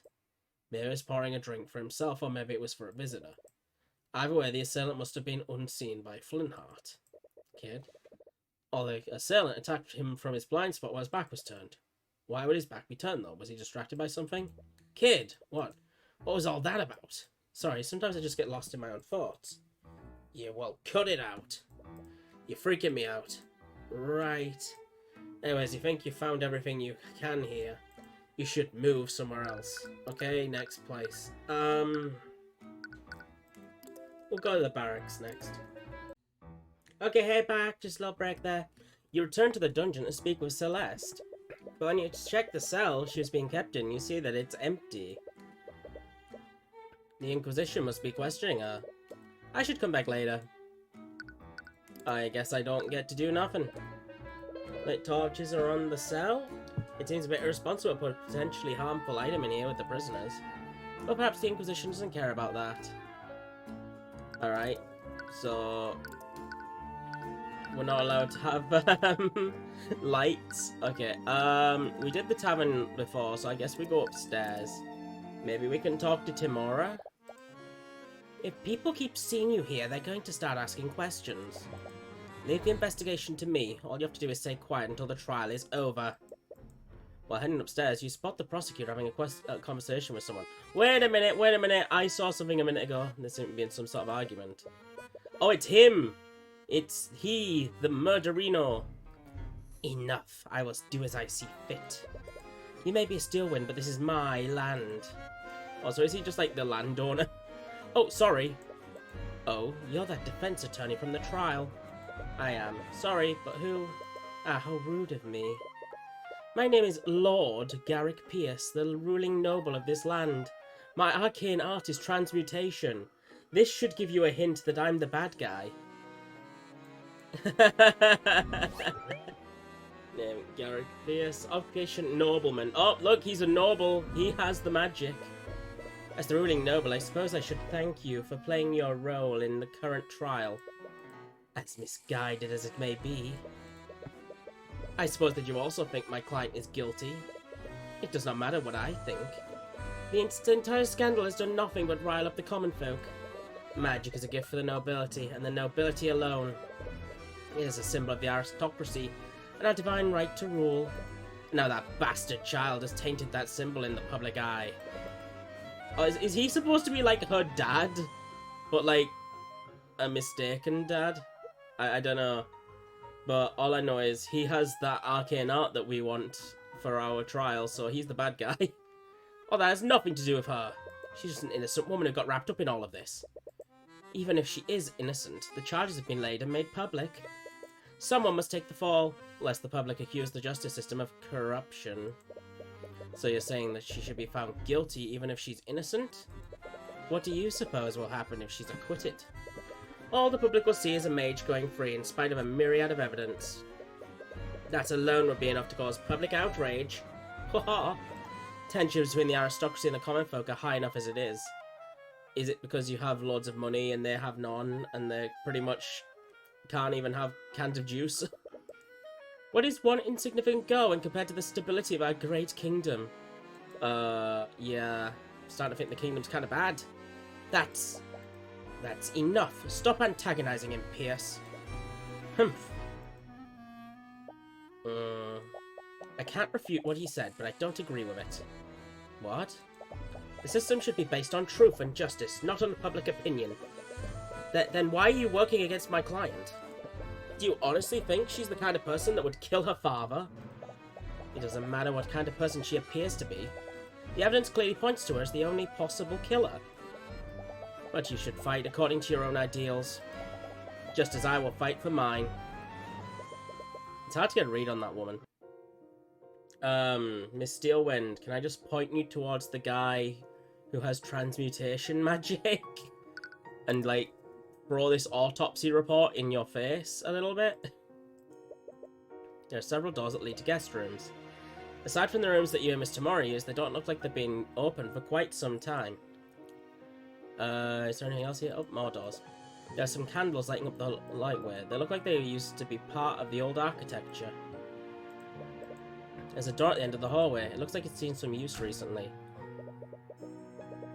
You try to open the door, but it seems to be locked. Perhaps someone might have a key to open it. Oh, do you have a key?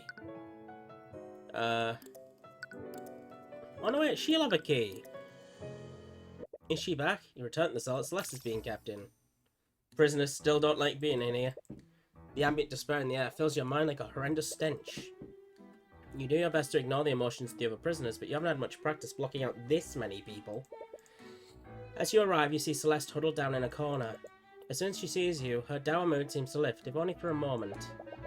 Oh, hi, Mr. Cuthbert. There's no need to address me so formally, just call me Tyrion. Okay. Anyways, I came here to ask you some questions about the case. Right. Alright, would you like to see the autopsy report? You probably shouldn't say this to her. She's already been through enough. You needn't remind her of her father's death unnecessarily. Okay. Right,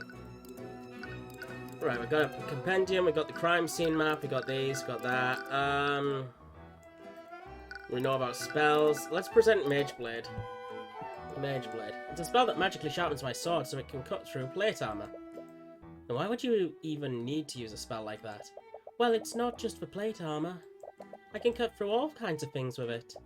Trees, boulders, ballista, fortified gates. It cuts through most of these things like butter. You start to wonder what kind of life she led before this case. Uh, ba -ba -ba -ba -ba. Let's talk about your dad. Could you tell me more about your father? Where? Sorry, I know this must be difficult after everything that's happened. No, it's okay. If it helps you, I'll try my best to answer your questions. Were you too close? We were. I'm sure you know this by now, but I was adopted by him and my mom. But even though I didn't have their blood, they treated me as if I did. He loved me with all of his heart until... Until what? Does this have something to do with the argument that they had? Did this guy seriously frame his own daughter? Ah, god damn it. I'm sorry for freezing up like that. I almost lost us the trial. No, there's no need to apologize. After all, I shook you, and you did great. But it was only thanks to her. If she hadn't calmed down, who knows what would have happened. But I still don't understand, though. Why were there traces of magic on my dad's body? Right, those traces of magic were on the sword and the body. Magical traces are particles of magical residue that are left behind when a mage casts a spell. They only linger around 48 hours, and that gives you a rough timeline of when and where a spell was cast. Did you cast Mage Blade on your sword that day? I did. I cast it when I trained during the morning. That explains why there was a trace on the sword, at least. Did the trace on my sword leave the magical trace in my dad's body? No, it only lasts for like an hour, doesn't it? Magical traces can't be moved around physically. For a spell to leave a trace, it has to be active when physical contact is made. Really? What does that mean then? Whatever killed your father had a transmutation spell active on it at the time. Magical trace on your sword was just an unlucky coincidence. Oh, so it was like one of the broken lights got overcharged and like thrown at him, maybe. I can't believe this. The argument. I'm sorry to say this, but I could hear your argument from my room that night. Could you tell me about what happened? For as long as I can remember, my dad has hated mages. I'm not sure why, but if you even mentioned magic around him, he'd fly into a rage. So I hid my magic from my family. Why even learn magic in the first place? If you really wanted to, you could have gone your whole life without using it. Ever since our tavern closed, my family's been in a lot of debt. I decided to become a mercenary and use magic to enhance my ability to fight. Most mages are in the nobility, so people will pay a lot for a sellsword who can use magic. So that's why she's a mercenary. Celeste McCoy learned magic so she could support her family as a mercenary. Apparently many people will pay extra for a mercenary that can use magic. What magic can you use? I make things sharper. But I know now, learning magic was the biggest mistake I've ever made. On that night, my dad found my spell compendium. When he confronted me about it, I came clean to him. That's when he flew into another one of his rages. Another one? Does he do that often? He shouted at me, told me I'd betrayed him and his family. I'm so sorry. I can't imagine how that must have felt. I deserved every bit of it. I knew how much he hated magic, but I learned to use it anyways. He showed me so much love and I just threw it all away. Don't say that. I'm sure he still loved you. No, I could see in his eyes. He hated me. You feel a sharp pain in your chest as you see that thought. Oh, I don't think he did. We can talk about the locked door now. So there's a locked door in the tavern. It's at the very end of the hallway upstairs. The Inquisition probably searched it already, but I wanted to investigate it to make sure. A locked room at the end of the hallway? I think that's my room. Do you know how I could get in there? It's the only room in the tavern that I haven't investigated. She feels a suspicious gaze from Celeste. I promise we won't look at anything. What's that look for? I'm your lawyer. I'm not going to do anything weird. Sorry, you're right. Here, you can use this key to get inside. Celeste's bedroom key has been added to your notes. Alright, so we've got that now. Occupation spell. Maybe I should show her the crime scene just in case. Can you tell me more about this? Oh, I don't really know what to say about that. Sorry. Okay, I thought maybe she might have had something. There's nothing really. Oh, I have to present my badge to her. Can you tell me more about this? No, don't know. Fine. Maybe there's something at the courthouse? I don't think we have enough to actually... Oh, no. Oh, Cuthbert, you're back already? Sorry, I guess I'm just a little lost about where to go next. Well, I suppose I can give you some guidance this time.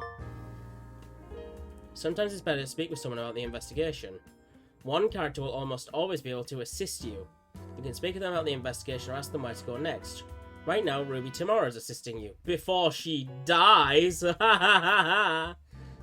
I don't know what the heck she does.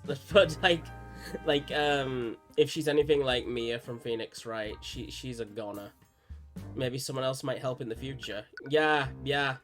Oh, let's take a look at this. It's a painting of a knight. There's some text under it. Sir Diogo, former commander of the Arcane Inquisition. Well beloved by both the people and his fellow knights. After many years of service, Commander Diogo retired with honours. With this plaque, we thank and honour him for his dedication and commitment to the Kingdom of Wivengard. Okay, it's painting of a knight. There's some text under it. General David Serrano, former chief of the King's Guard. He's gone off to Final Fantasy 15. Beloved ally of House Steelwind who served during the Great Luminite War. The annals of history have countless tales of his courage, wit, and heroism. With this plaque, we thank and honour him for coming to the defence our kingdom in our greatest time of need. The defence our kingdom. So close, guys. This door leads to the courtroom. The fates of countless people have been decided beyond these doors. It's a bench. I used to sit here as a child when Miss Tamora was defending her clients. Hey, do you want a bedroom key? Don't waste my time, Cuthbert. Maybe a badge? Nope, I keep wasting her time. Okay. Let's go to... Oh, I can just go straight to her bedroom. I thought we'd go here and unlock it properly. No, we just go straight in. Alright. Why does your room have, like, a massive-ass table? Also, more Genshin. You start when you notice that someone else is already inside. But how? I've already told you, knights, everything I know. What more do you want? Oh, aren't you Celeste's attorney? I am. Who are you? Oh, how rude of me. I'm Jolene McCoy. I'm Celeste's mother. How did we only just find out you're alive? What? Where did you come from? I was at the trial this morning. You were? I can't thank you enough for everything you've done for my daughter. So this is Celeste's mother. She might be able to tell you more about Flintheart. About that, do you mind if I ask you some questions for my investigation? Of course. I'll do anything I can to help. Here's your husband's autopsy. Best not remind her about her dead husband more than you need to. She seems way too happy. Yeah, can you tell me why your husband hated mages so much? I understand that most people dislike the nobility and associate magic with them. On that night, it's like he was furious at Celeste specifically because she was a mage. Oh, you must have talked to Celeste. I wasn't there when their argument happened, but I can only imagine what he said to her. Do you know what happened to him? Why does he hate magic so much? Celeste doesn't know about this, but years ago, Flintheart had a sister called Effie. When we were all children, we were friends with a boy named Garrick Pierce. Oh no, he was the son of the ruling noble at the time. Garrick Pierce, isn't that the nobleman that was speaking with Steelwind earlier? We were all inseparable at the time. He'd always sneak into town to play with us against his family's wishes.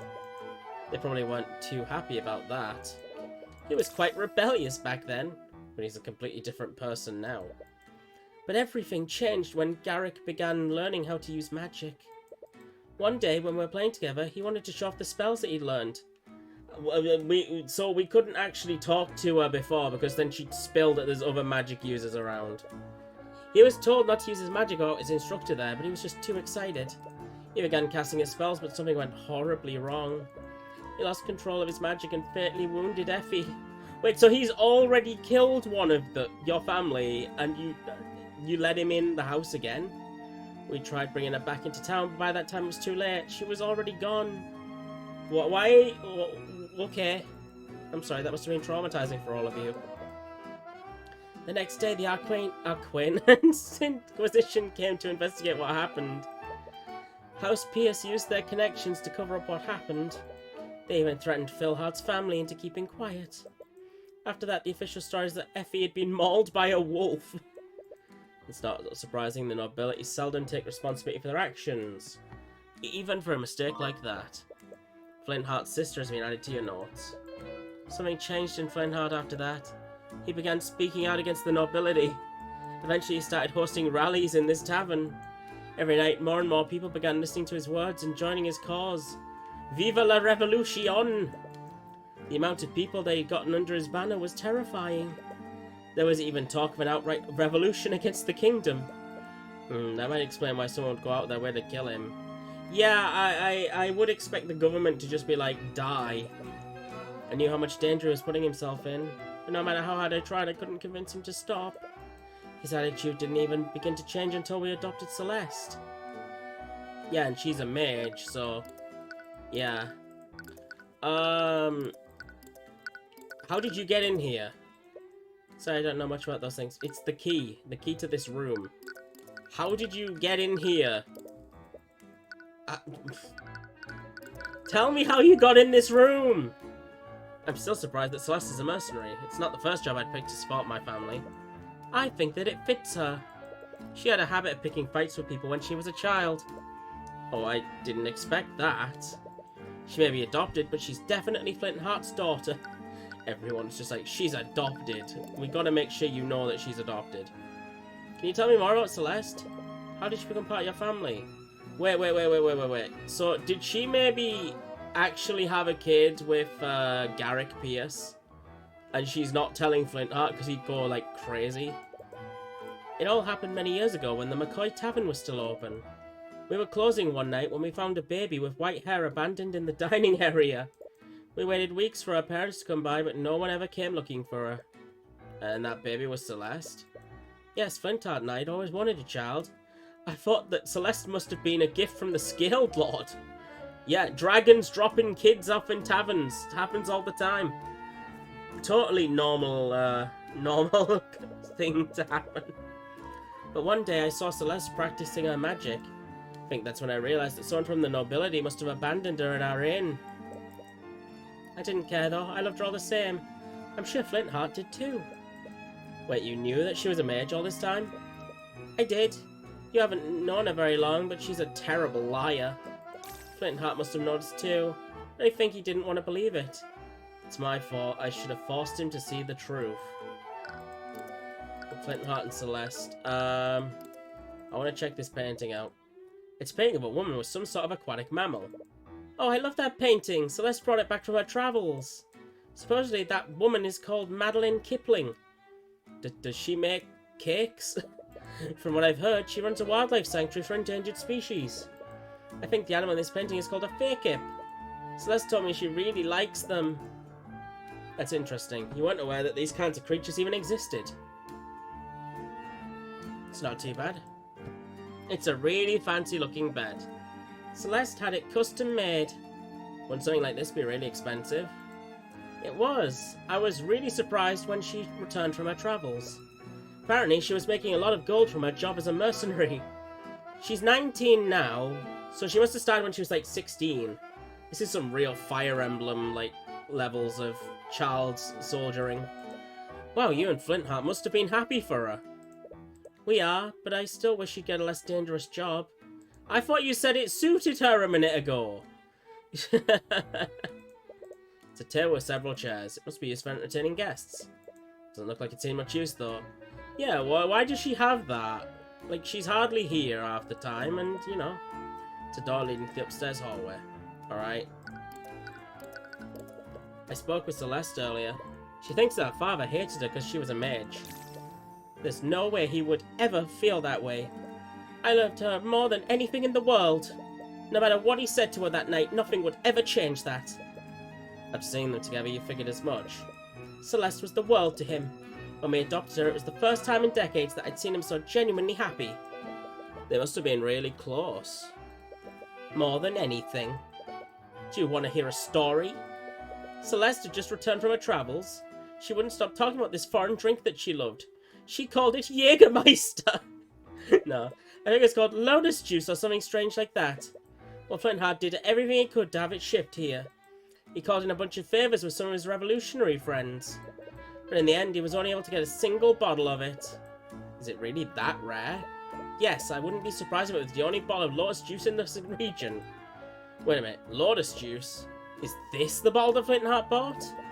You show a picture of the shad bottle that you found next to Flintheart's body. It is! Oh no, he was going to surprise her with it. I found the broken pieces next to his body. Well, I found them in the dining area. That's strange. He'd been keeping it in our room so she wouldn't find it. So he was gonna bring it out so that to make amends, I imagine. Really? When was the last time you saw it? Right before I left the house that night. It was right before their big argument. So it wasn't just laying around in the bar.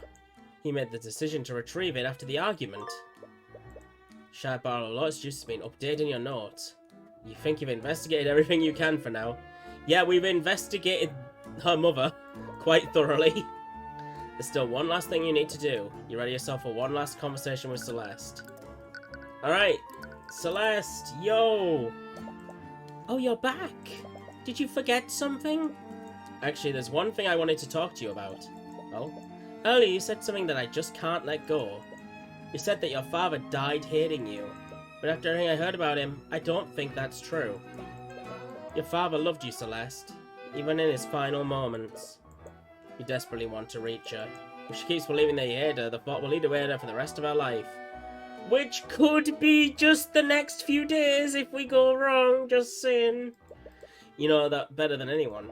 It looks like it won't be that simple. You'll need to win an argument against her if you want to see the truth. Listen here, woman. Your father loved you. Deal with it. Celeste believes that her father died hating her. And after seeing them together and learning about them, you know that you can't possibly be true. That can't possibly be true. You just need to convince her of that.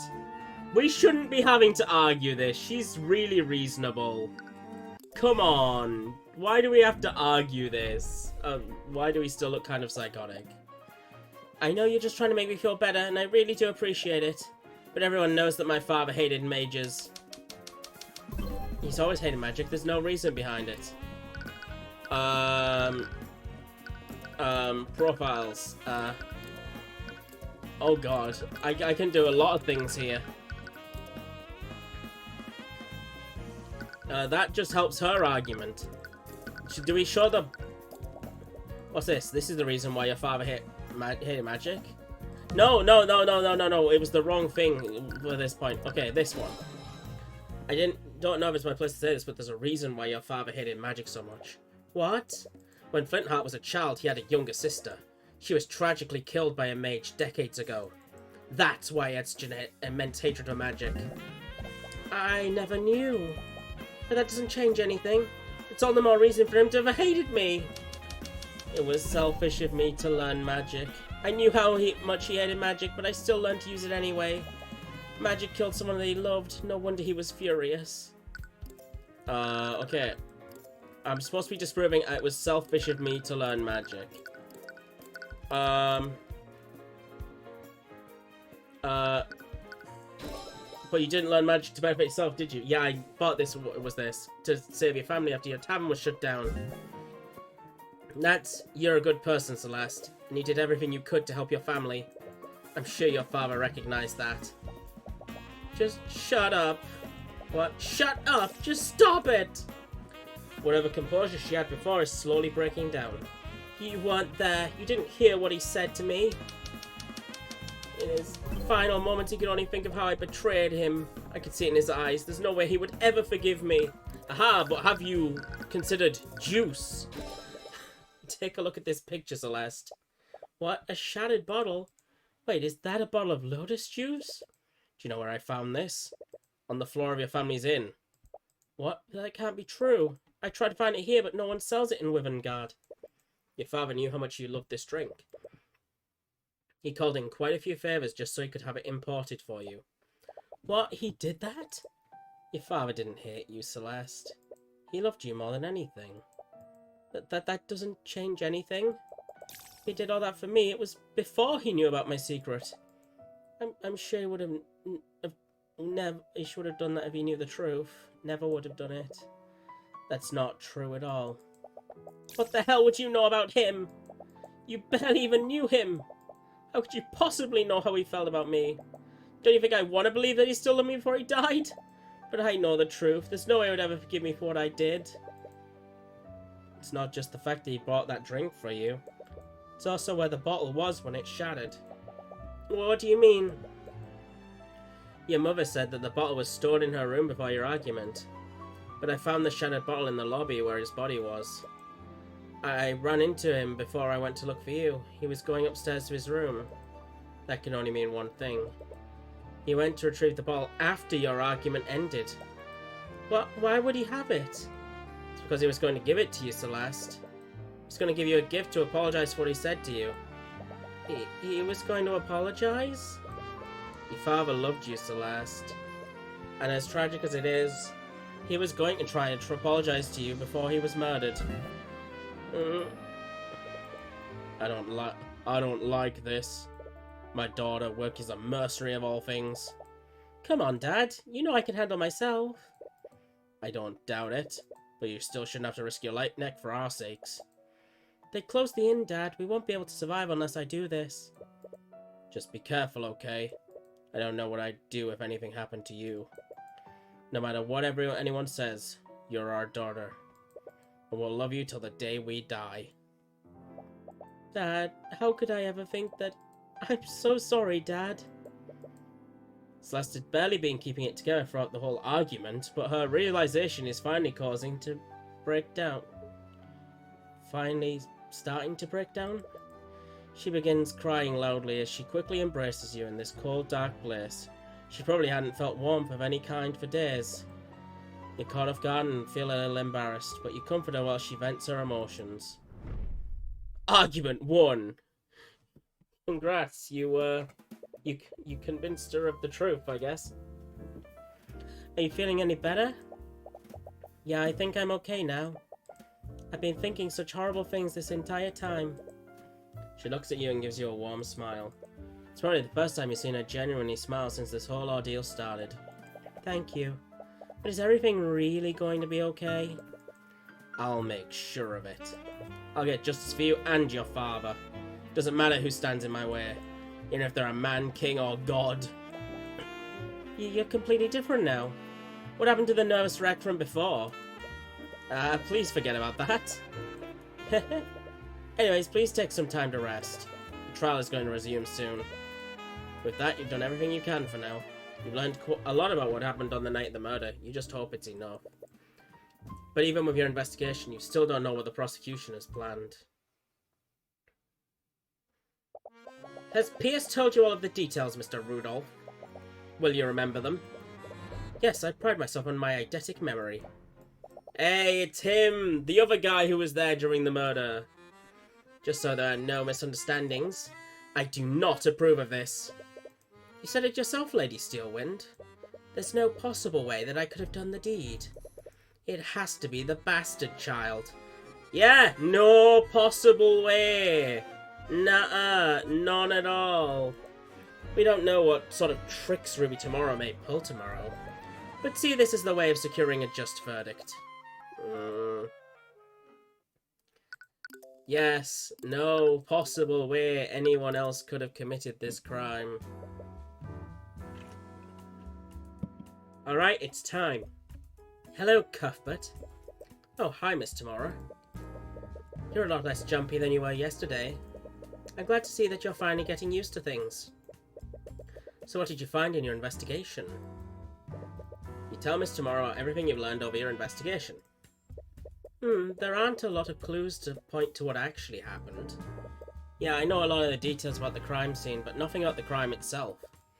Which means I have to rely solely on pointing out contradictions in the witness testimonies. Being reactive to the prosecution's moves is a valid strategy. Honestly, I think it was a miracle that you got the commander to cooperate with you at all. Right, you almost forgot. Commander White appears to really have it out for Miss Tomorrow. Actually, I wanted to ask about that. Did something happen between you and Commander White? Miss McCoy, please proceed to the courtroom with your counsel. Let's go, Tyrion. The trial's about to start. You should go. The judge is waiting. Right. Another secret is left buried between you two. Alright, trial time, let's go! Court is now resumed for the trial of Celeste McCoy. Let us review the proceedings from yesterday. Yesterday, the defense presented some shocking oversights made during the investigation. Yes, I personally saw to it the investigation was conducted properly this time. I see. I suppose that puts my mind at ease. At yesterday's trial, we found an inconsistency between the crime scene photo and the autopsy report. Because of this, the defense tried to push the following narrative. That a third party must have interfered with the crime scene to frame the defendant. However, the prosecution has discovered another explanation. Because of that, the individual who discovered the body would like to testify as to what he saw that night. His eyewitness account will clear up what actually happened. Interesting. It was my understanding that the individual in question wanted to remain anonymous. Yeah, well, he can't do that now. Supposedly, this witness was within the gallery of the trial yesterday. After yesterday's proceedings, he felt that he couldn't stay silent any longer. So that's her plan. But why would the witness change his mind like that? Did Steelwind persuade him, or is something else happening here?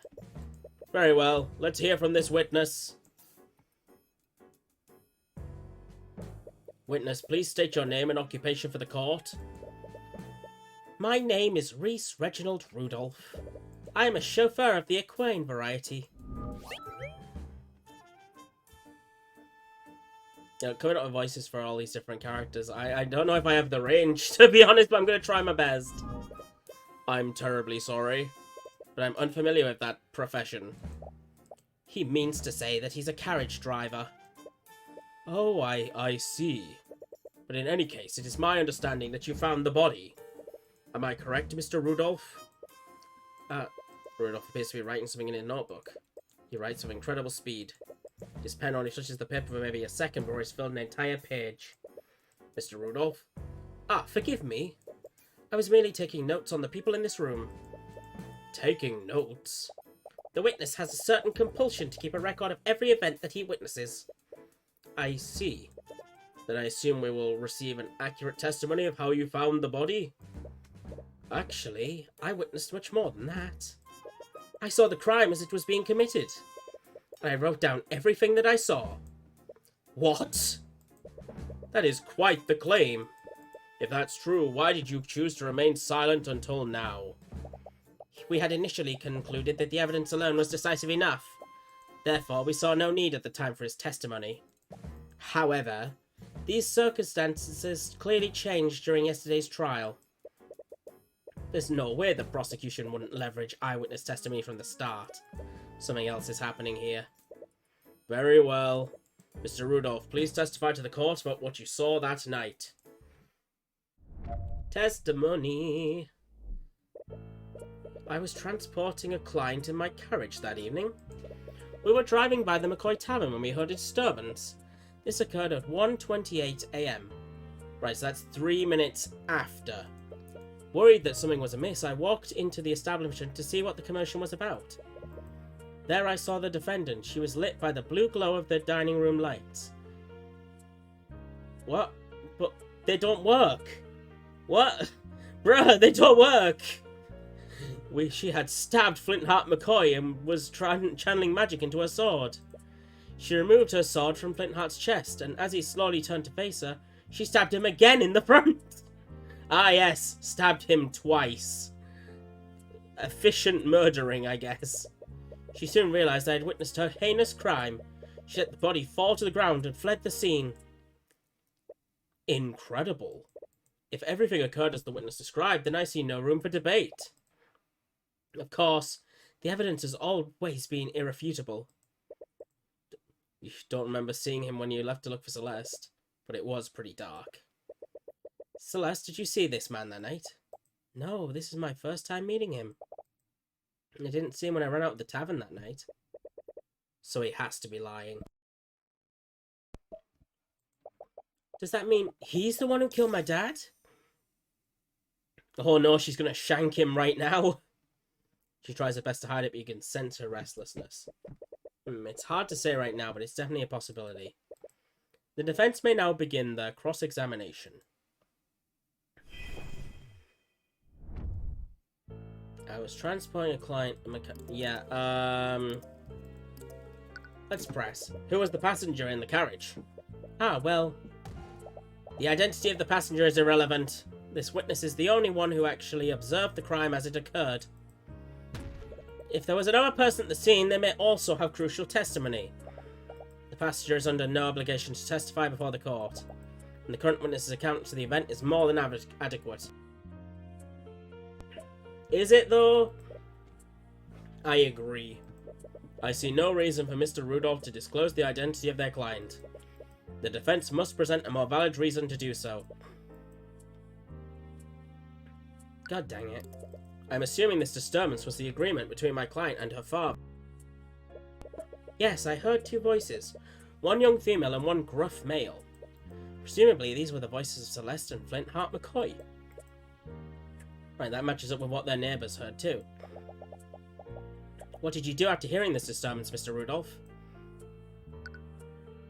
Worried that something was amiss, I walked into the establishment to see what the commotion was about. You stopped your carriage in the middle of a job? That seems pretty abnormal for a carriage driver. What did your passenger think of this? He had no quarrel with it. What kind of passenger would be okay with stopping mid-drive? The passenger's thoughts on the matter are irrelevant to his testimony, unless you have any hard evidence to prove otherwise. Now then, please tell us what you saw in the establishment, Mr. Rudolph. I like this because they're actually just trying to make you try and present things against this one, when I know it's the fourth one that we need to do. But we're going to press everything here. You sound certain that you saw my client and the victim. How are you so sure it was them? Flint Hart McCoy and his daughter were well known within the town. Flint Hart made himself quite known in the region through his social activism. And young Celeste dressed in a manner that is far wealthier than the townsfolk of Cornhaven. Noble blood in someone's clothes to you, you know. Do you live in the same town as the McCoys? How would you know about this? I don't live there, but my work brings me there quite frequently. The witness's place of residence has no bearing on this testimony. What matters is that he was there when the murder occurred. Why is Steelwind deflecting questions about his personal life?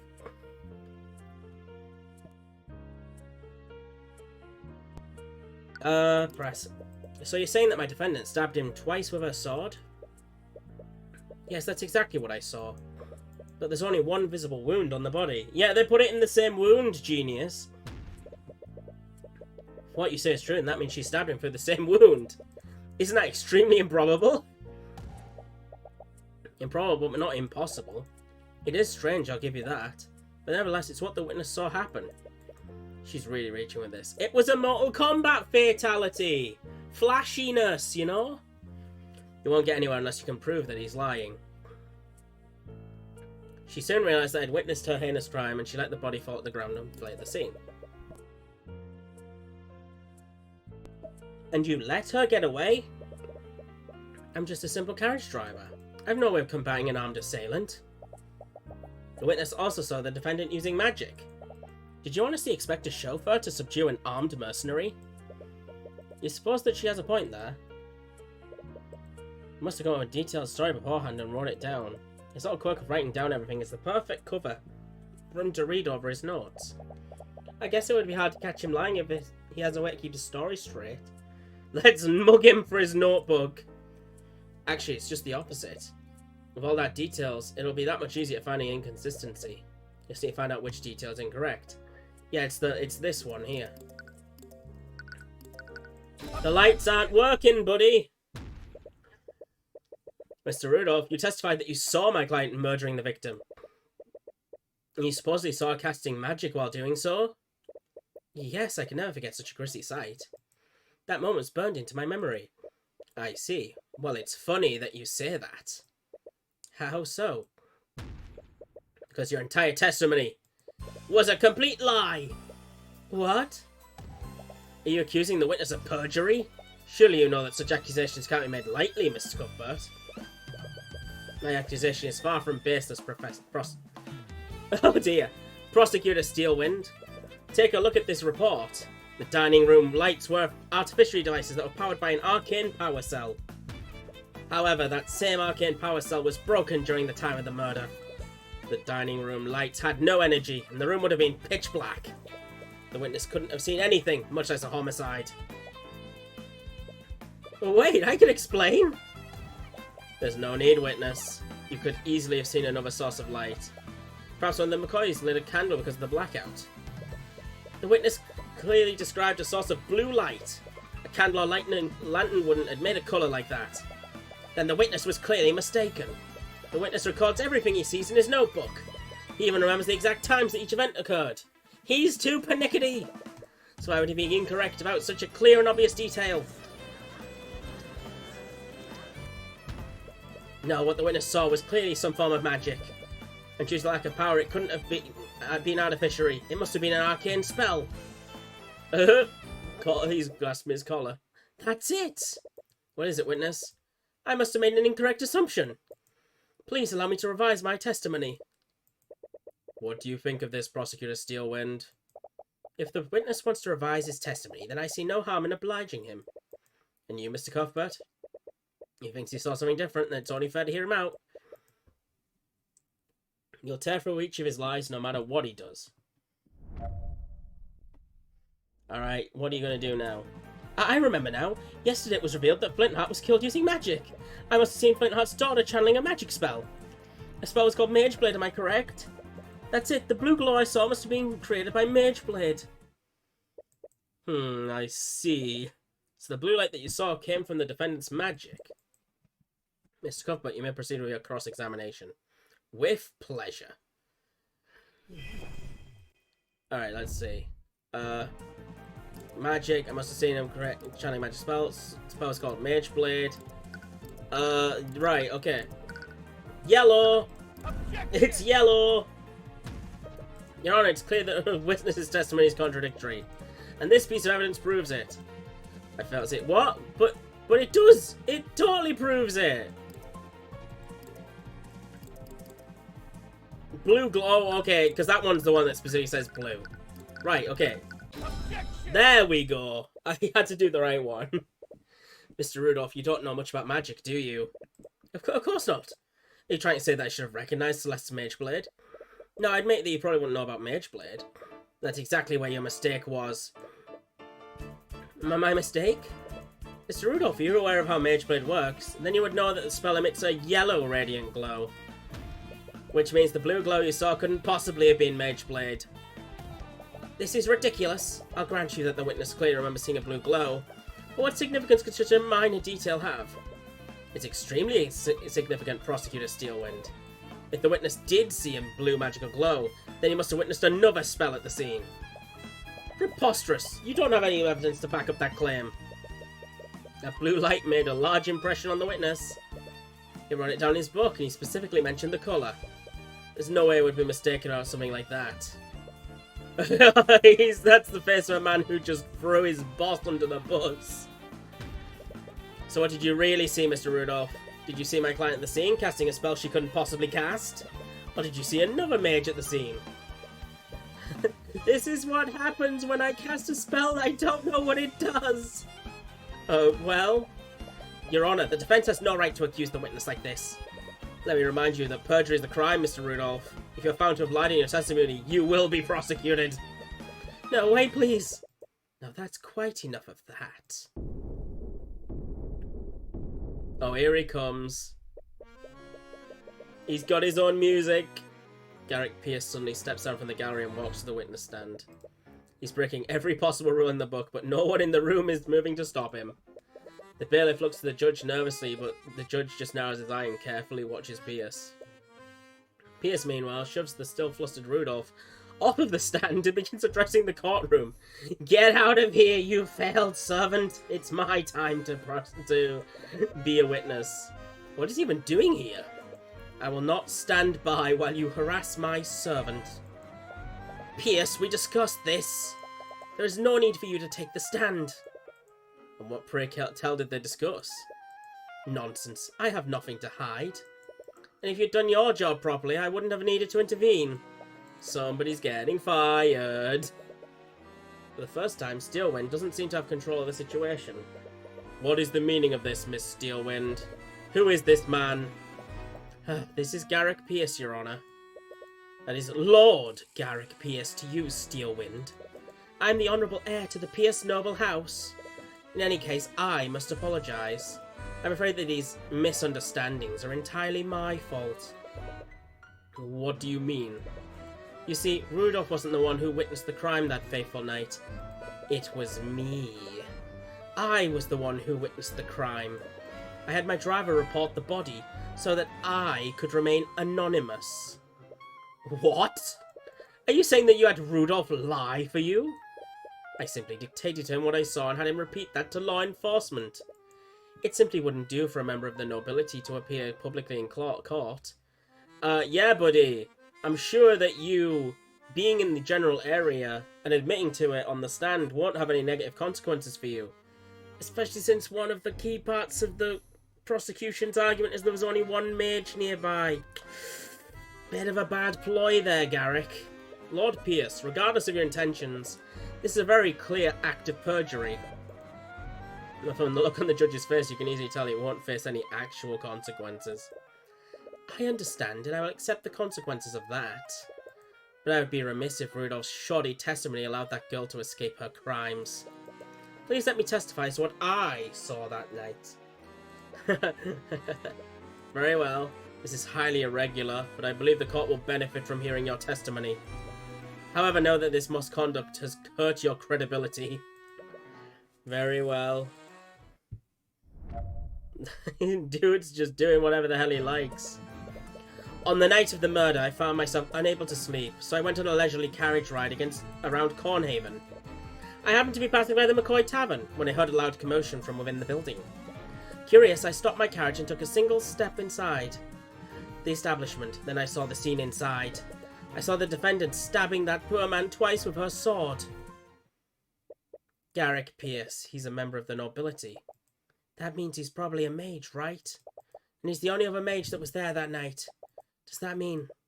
There's no doubt about it. He's the only other person who could have left a trace of transmutation on the body. He has to be the mage that we're looking for. Sorry, this must be a lot for you right now. Don't worry about me. Focus on taking him down. Let's cross-examine his shit. Alright, press him. That seems like a strange way to pass the time. Not you believe him for a second.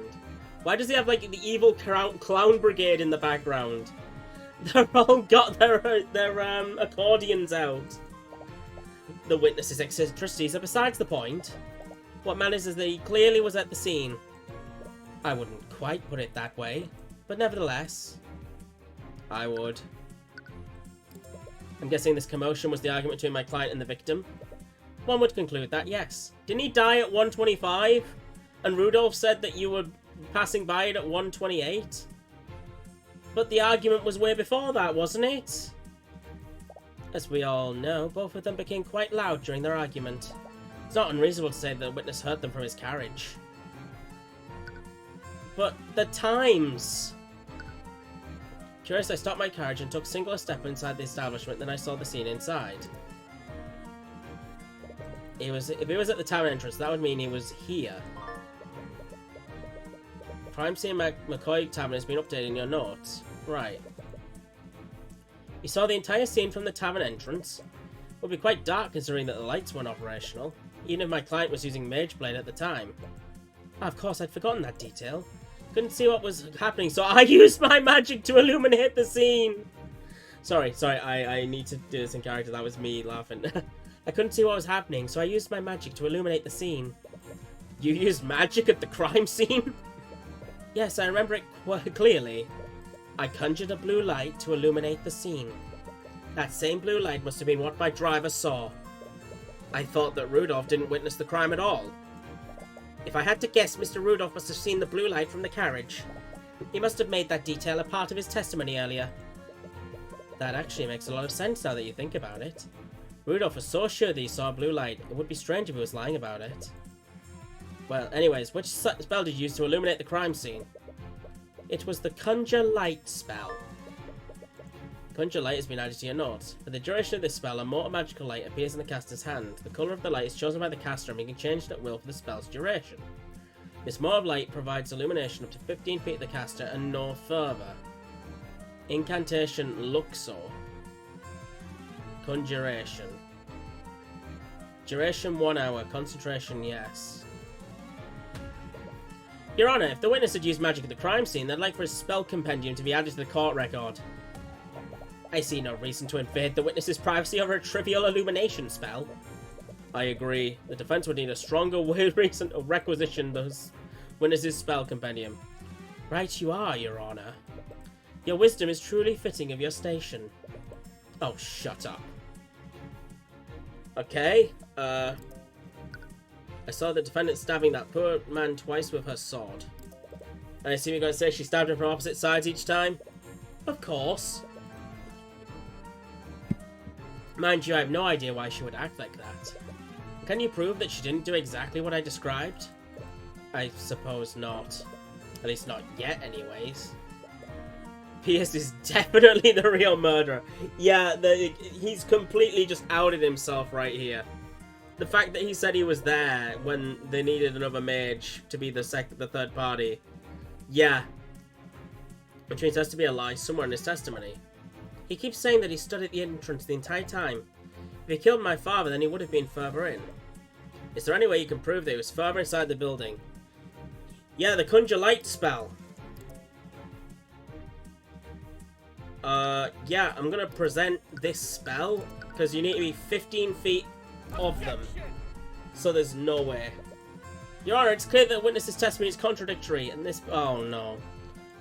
Dang it. We did not get the right one. Maybe I do it on this bit? Yeah, it's just we don't know which one we need to put it on. Lord Pierce, you said that you illuminate the scene from the tavern entrance, and you only took a single step into the building? Of course. I remember it very clearly. I stood only at the entrance. How do you not know how your own spell works, buddy? In that case, I'd like you to take a look at the map of the tavern. If we take a look at this map, it would place you right here where the W is. Am I correct? It's a D&D map. Of course I was. I do not know what you wish to achieve by having me repeat that fact. Well, I find it interesting that you illuminate the crime scene from all the way back there, considering that Conjure Light only illuminates an area within 15 feet. What? The spell's range is irrelevant.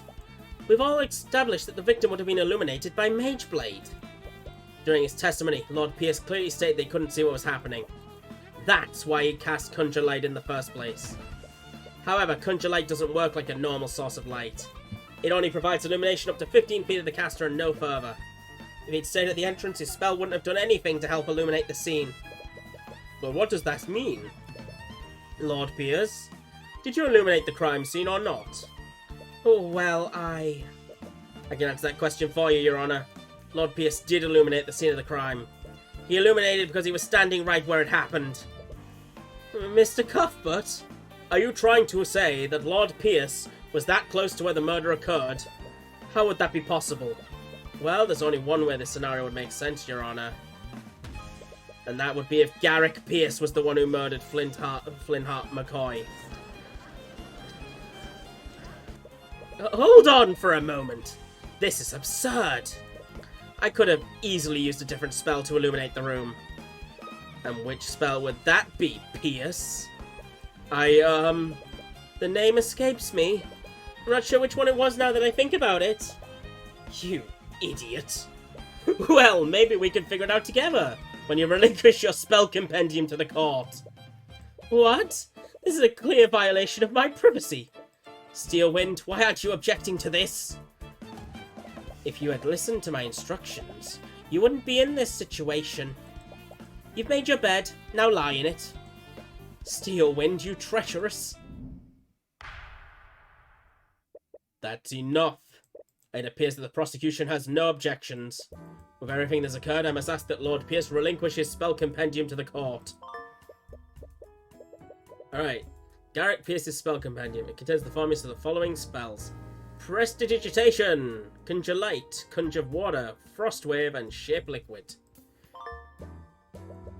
Prestidigitation. Oh, do I have to work out which one of these was used to kill him? Evocation, a snap of the fingers indefinitely. Simple and harmless visual effect on their hand. This effect will last for as long as they maintain concentration. Causes water to magically flow out the caster's hand. The water will flow so long as the caster maintains concentration on the spell. Anything caught in range is hit by a blast of extremely cold air. Liquid's hit will be immediately frozen and organic life will immediately enter stages of a hypothermia. Incantation Fig Aqua. Point shape liquid. While concentrating on this spell, the caster can magically manipulate up to 10 layers of liquid and form into complex shapes. At any time, the caster can choose to freeze the liquid and solidify its current shape. After the spell ends, the frozen liquid will immediately melt. Did he, like, explode the bottle and, like, the shards of the bottle actually, like, pierced him and killed him? Good job, Tyrion. We got his spell compendium. With that, this case is as good as ours. Or is it? She didn't even try to stop you from taking his spell compendium. She wouldn't let that happen just to spite Lord Pierce. She definitely has something up her sleeve. Your Honor, I've looked at the spells in Lord Pierce's compendium.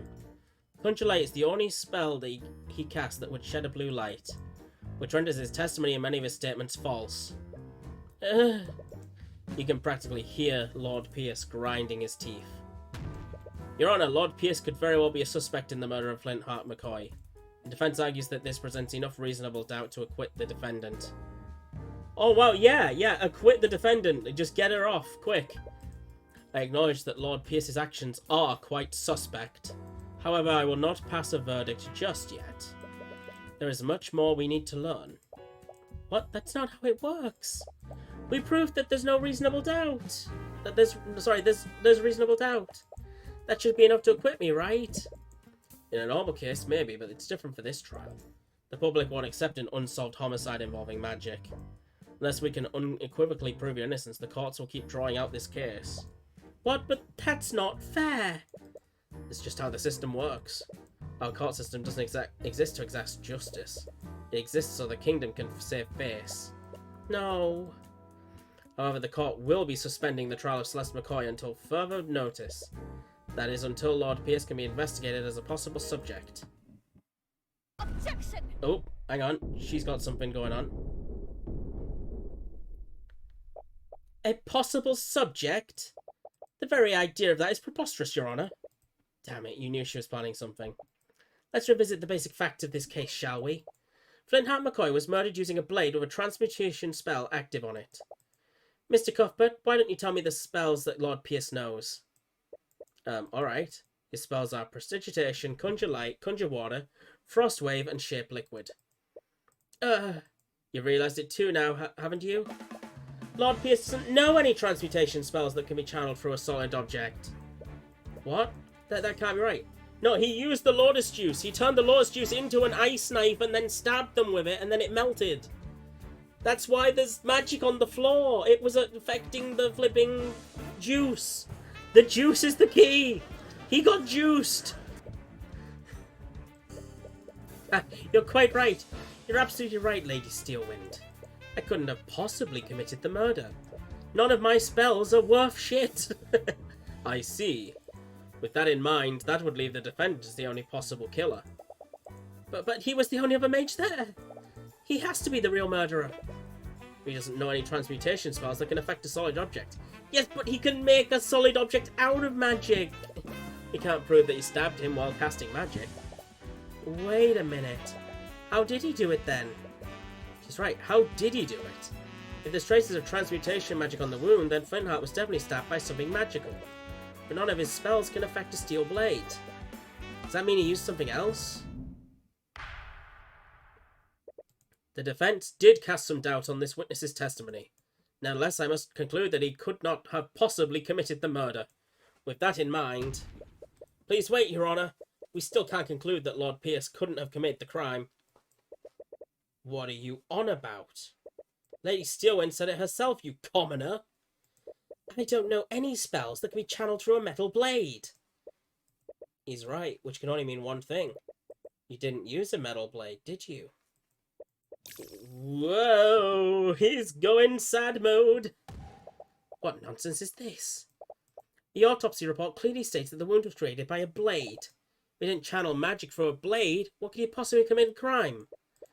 Yes, your claim seems quite contradictory with the facts thus far, Mr. Cuthbert. Which spell did he use to commit the murder? Which spell could Lord Pierce have used to kill the victim? Magically manipulate 10 layers and form into complex shapes. Each time the caster can choose to freeze liquid and... Yeah, it's this one. You see, Your Honor, Garrick Pierce didn't kill the victim using a sword. He killed him using an object shaped exactly like a sword! Whoa. What? I'm afraid I don't quite understand, Mr. Cuthbert. I'd like for the court to take a look at Lord Pierce's spell compendium. Garrick Pierce knows a seemingly insignificant spell called Shape Liquid. With it, he can control a body of water and shape it into any complex shape he wants. Now he can freeze that liquid, maintaining its current shape. A shape like a sword. What? No. Is it possible that he... What do you have to say for yourself, Lord Pierce? What do I have to say? Pierce's breathing becomes more frantic. He's clearly not used to being put in a corner like this. You can see his stress and frustration emanating through the eye of Horus. You have it now. Time for the finishing blow. Argument. I'll tell you exactly what I have to say, you commoner. I am not the one on trial here. We're here because that bastard child didn't know her place. She's just a peasant, yet she still learned the arcane arts. And look what happened. I saw the murder. I witnessed everything. That girl used our holy arts to murder her father in a fit of rage. I saw the murder. I witnessed everything. Do I throw the... What am I supposed to do here? I saw the murder. I witnessed everything. Yeah. And how, pray tell, did you see everything? If you recall, you testified that you only took a single step inside the inn. But you would have needed to be within 15 feet to see my client with conjure light. This again? You're going to keep treading on that one detail. I admit it. I stepped further into the inn. I kept that detail out of my testimony because I'm a lying sack of shit. All because I knew that you'd use it to cast suspicion on me. Lord Pierce. But you didn't keep that detail from your testimony, did you? You testified the opposite. That makes you guilty of committing perjury. No, I mean... Ah, you miserable wretch. Perjury by Garrick Pierce has been added to your notes. Garrick Pierce has openly admitted to committing perjury in the courtroom. His lies haven't gone unnoticed. And let's not stop there. For your story to be true, you would have been needed to be within 15 feet of my client. According to your testimony, my client had just finished committing a murder. Would she have noticed? Wouldn't she have noticed you? Wouldn't she have stabbed you too? If you were that close, then you would surely have been close enough to apprehend her. Why didn't you? Don't you have a duty to your citizens? Shut up. Shut your dirty peasant mouth. That woman was armed. I had no reason to put my life in danger. She was wielding her sword after the murder. I was terrified when I saw her holding that bloody sword. My life was in danger. Yeah, autopsy report, Bordeaux. No, he claims that Celeste was holding her sword after the murder, but with his proposed the sequence of events, that shouldn't be possible. Is there a piece of evidence that proves... Yeah, the sword is in him! In her!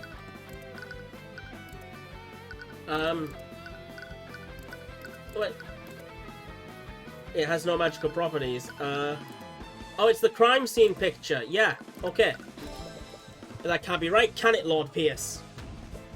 This photo of the crime scene shows that the sword was left in the victim's body. How could she still be wielding her sword if she left it in there? What? Ah, damn you! Damn you! Steelwind, why aren't you saying anything? What? Prosecutor Steelwind has lost her usual air of confidence. You find it strange, though. Even when you had the advantage, she always maintained her usual poise. Lord Pierce, please pull yourself together. How could I remain calm when this charlatan is trying to frame me? This is a complete travesty of our justice system.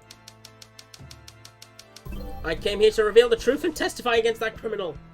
What do I get instead? Slander from some lowly defense attorney.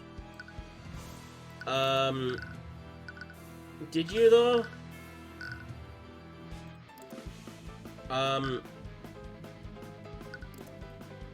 What proves that he isn't doing that?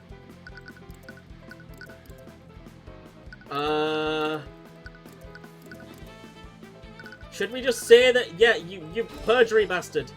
You talk about justice, but you committed several acts of perjury to trust the outcome of this trial. You're clearly not acting in good faith. You don't care about justice, you just want to further your agenda. So admit it, Pierce, you created a makeshift sword using shape liquid and used it to impale Flintheart. You shoved my client's sword into the wound while the remnants of the real murder weapon evaporated. It was the perfect crime, wasn't it? What? Lord Pierce? My apologies, Your Honor. It's just that I realised something absolutely hilarious. What, has he finally lost his mind? The defence put forward an interesting theory, but there's one problem with it. And what's that? I think you said it yourself. You shoved Celeste's sword into the wound while the remnants of the real murder weapon evaporated. It was the perfect crime, wasn't it? You see, it would have been the perfect crime. Because any evidence to support that theory would have evaporated with that frozen blade. What? No!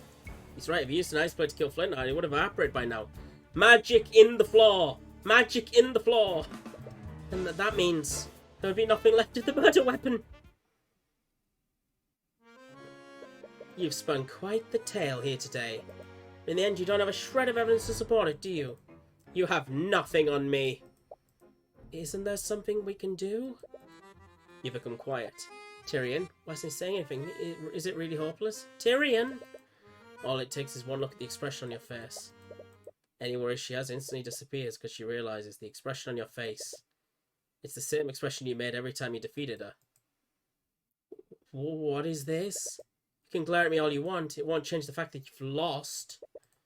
I despise people like you. You twist the system to serve your own ends. You trample on the lives of innocent people. But as long as I'm here, I will never let that happen again.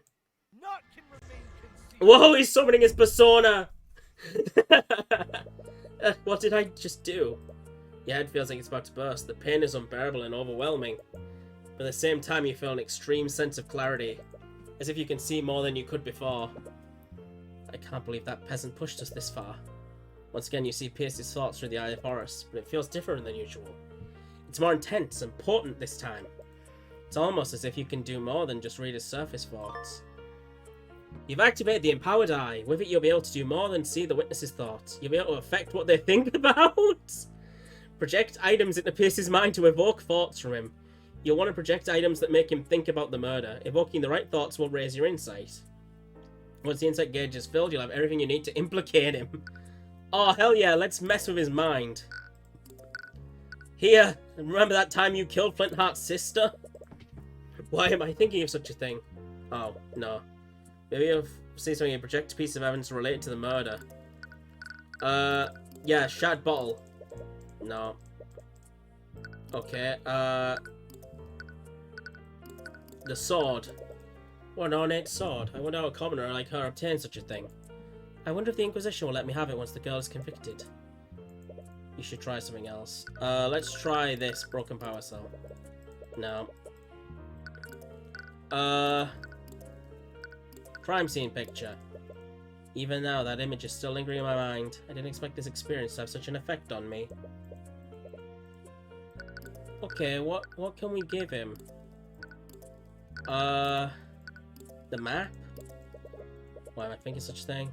Project piece of evidence related to the murder. Let's try Conjure Light. What kind of fool installs it artificially only to leave it in disrepair? We never have to cast Conjure Light if those lights are functional.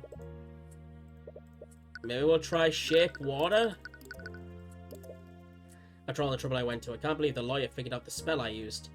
Well, no matter, it's not as if there's any evidence to prove that I used it. I'm lucky that old fool had that bottle of water with him.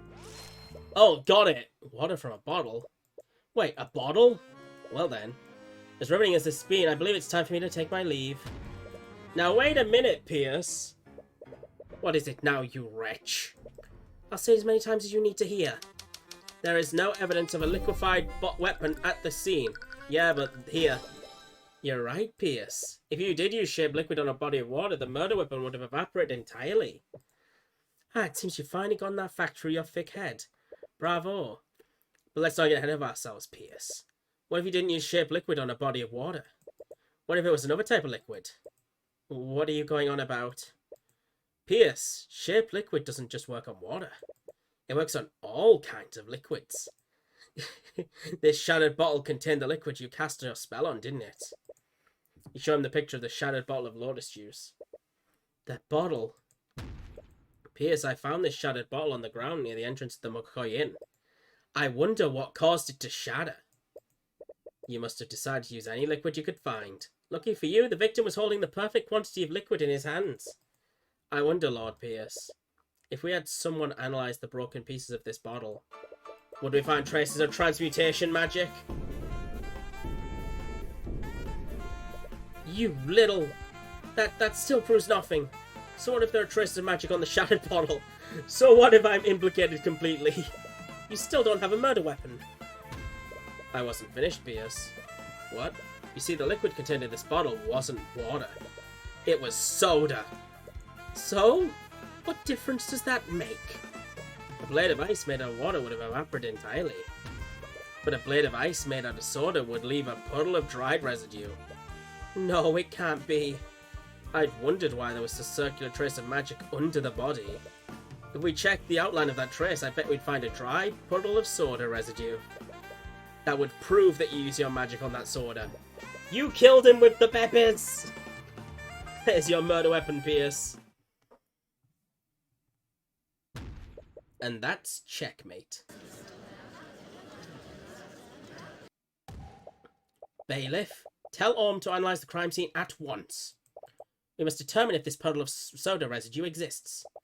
The time window to find traces of magic is closing.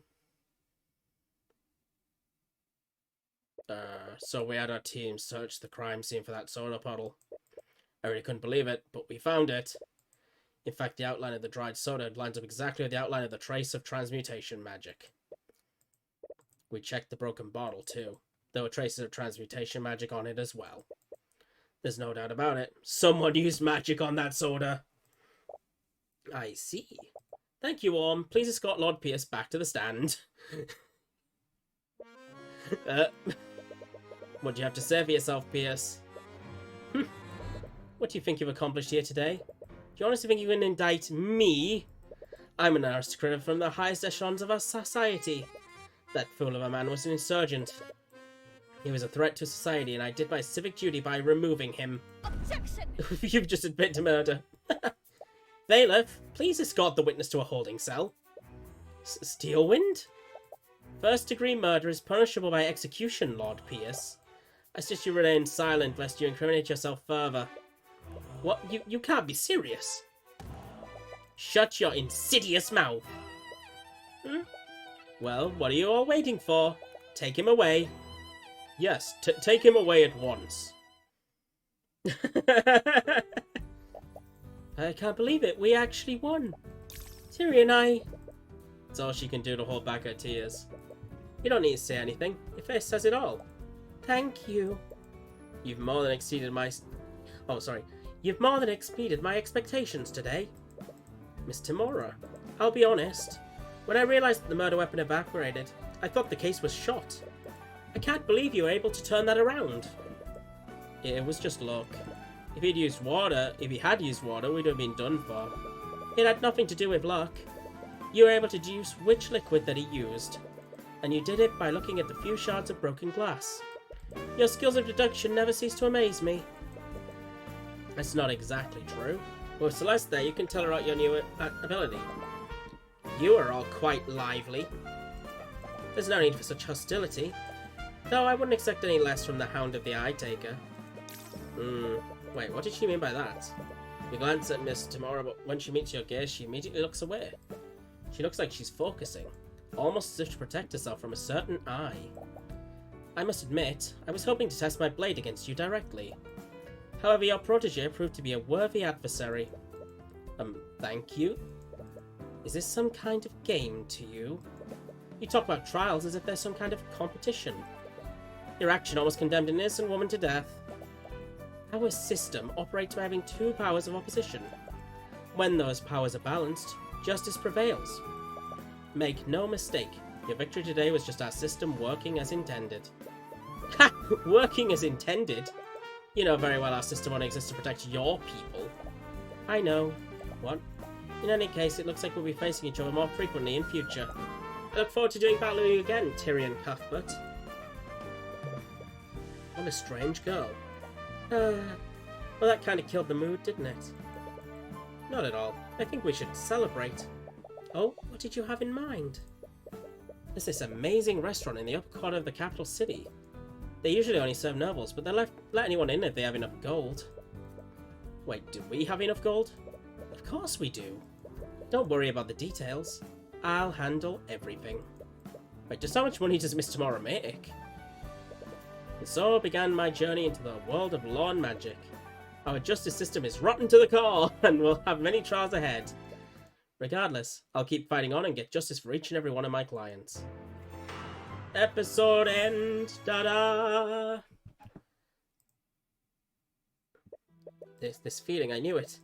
My counterpart has finally awakened. I can't believe it, I've been waiting for so long. I can't wait for the day when I see his eyes draped in agony. Well, alright then. Okay, so everybody, that was episode 1 of this. I've got to admit, I am intrigued. I find the whole concept of using D&D spells to work out Phoenix Wright cases really enticing. Like, really good. I mean, that was just the first one, and I figure it's only just going to get better from there. We do have 4 more cases. I'm going to upload this entire episode. You'll have seen that by now.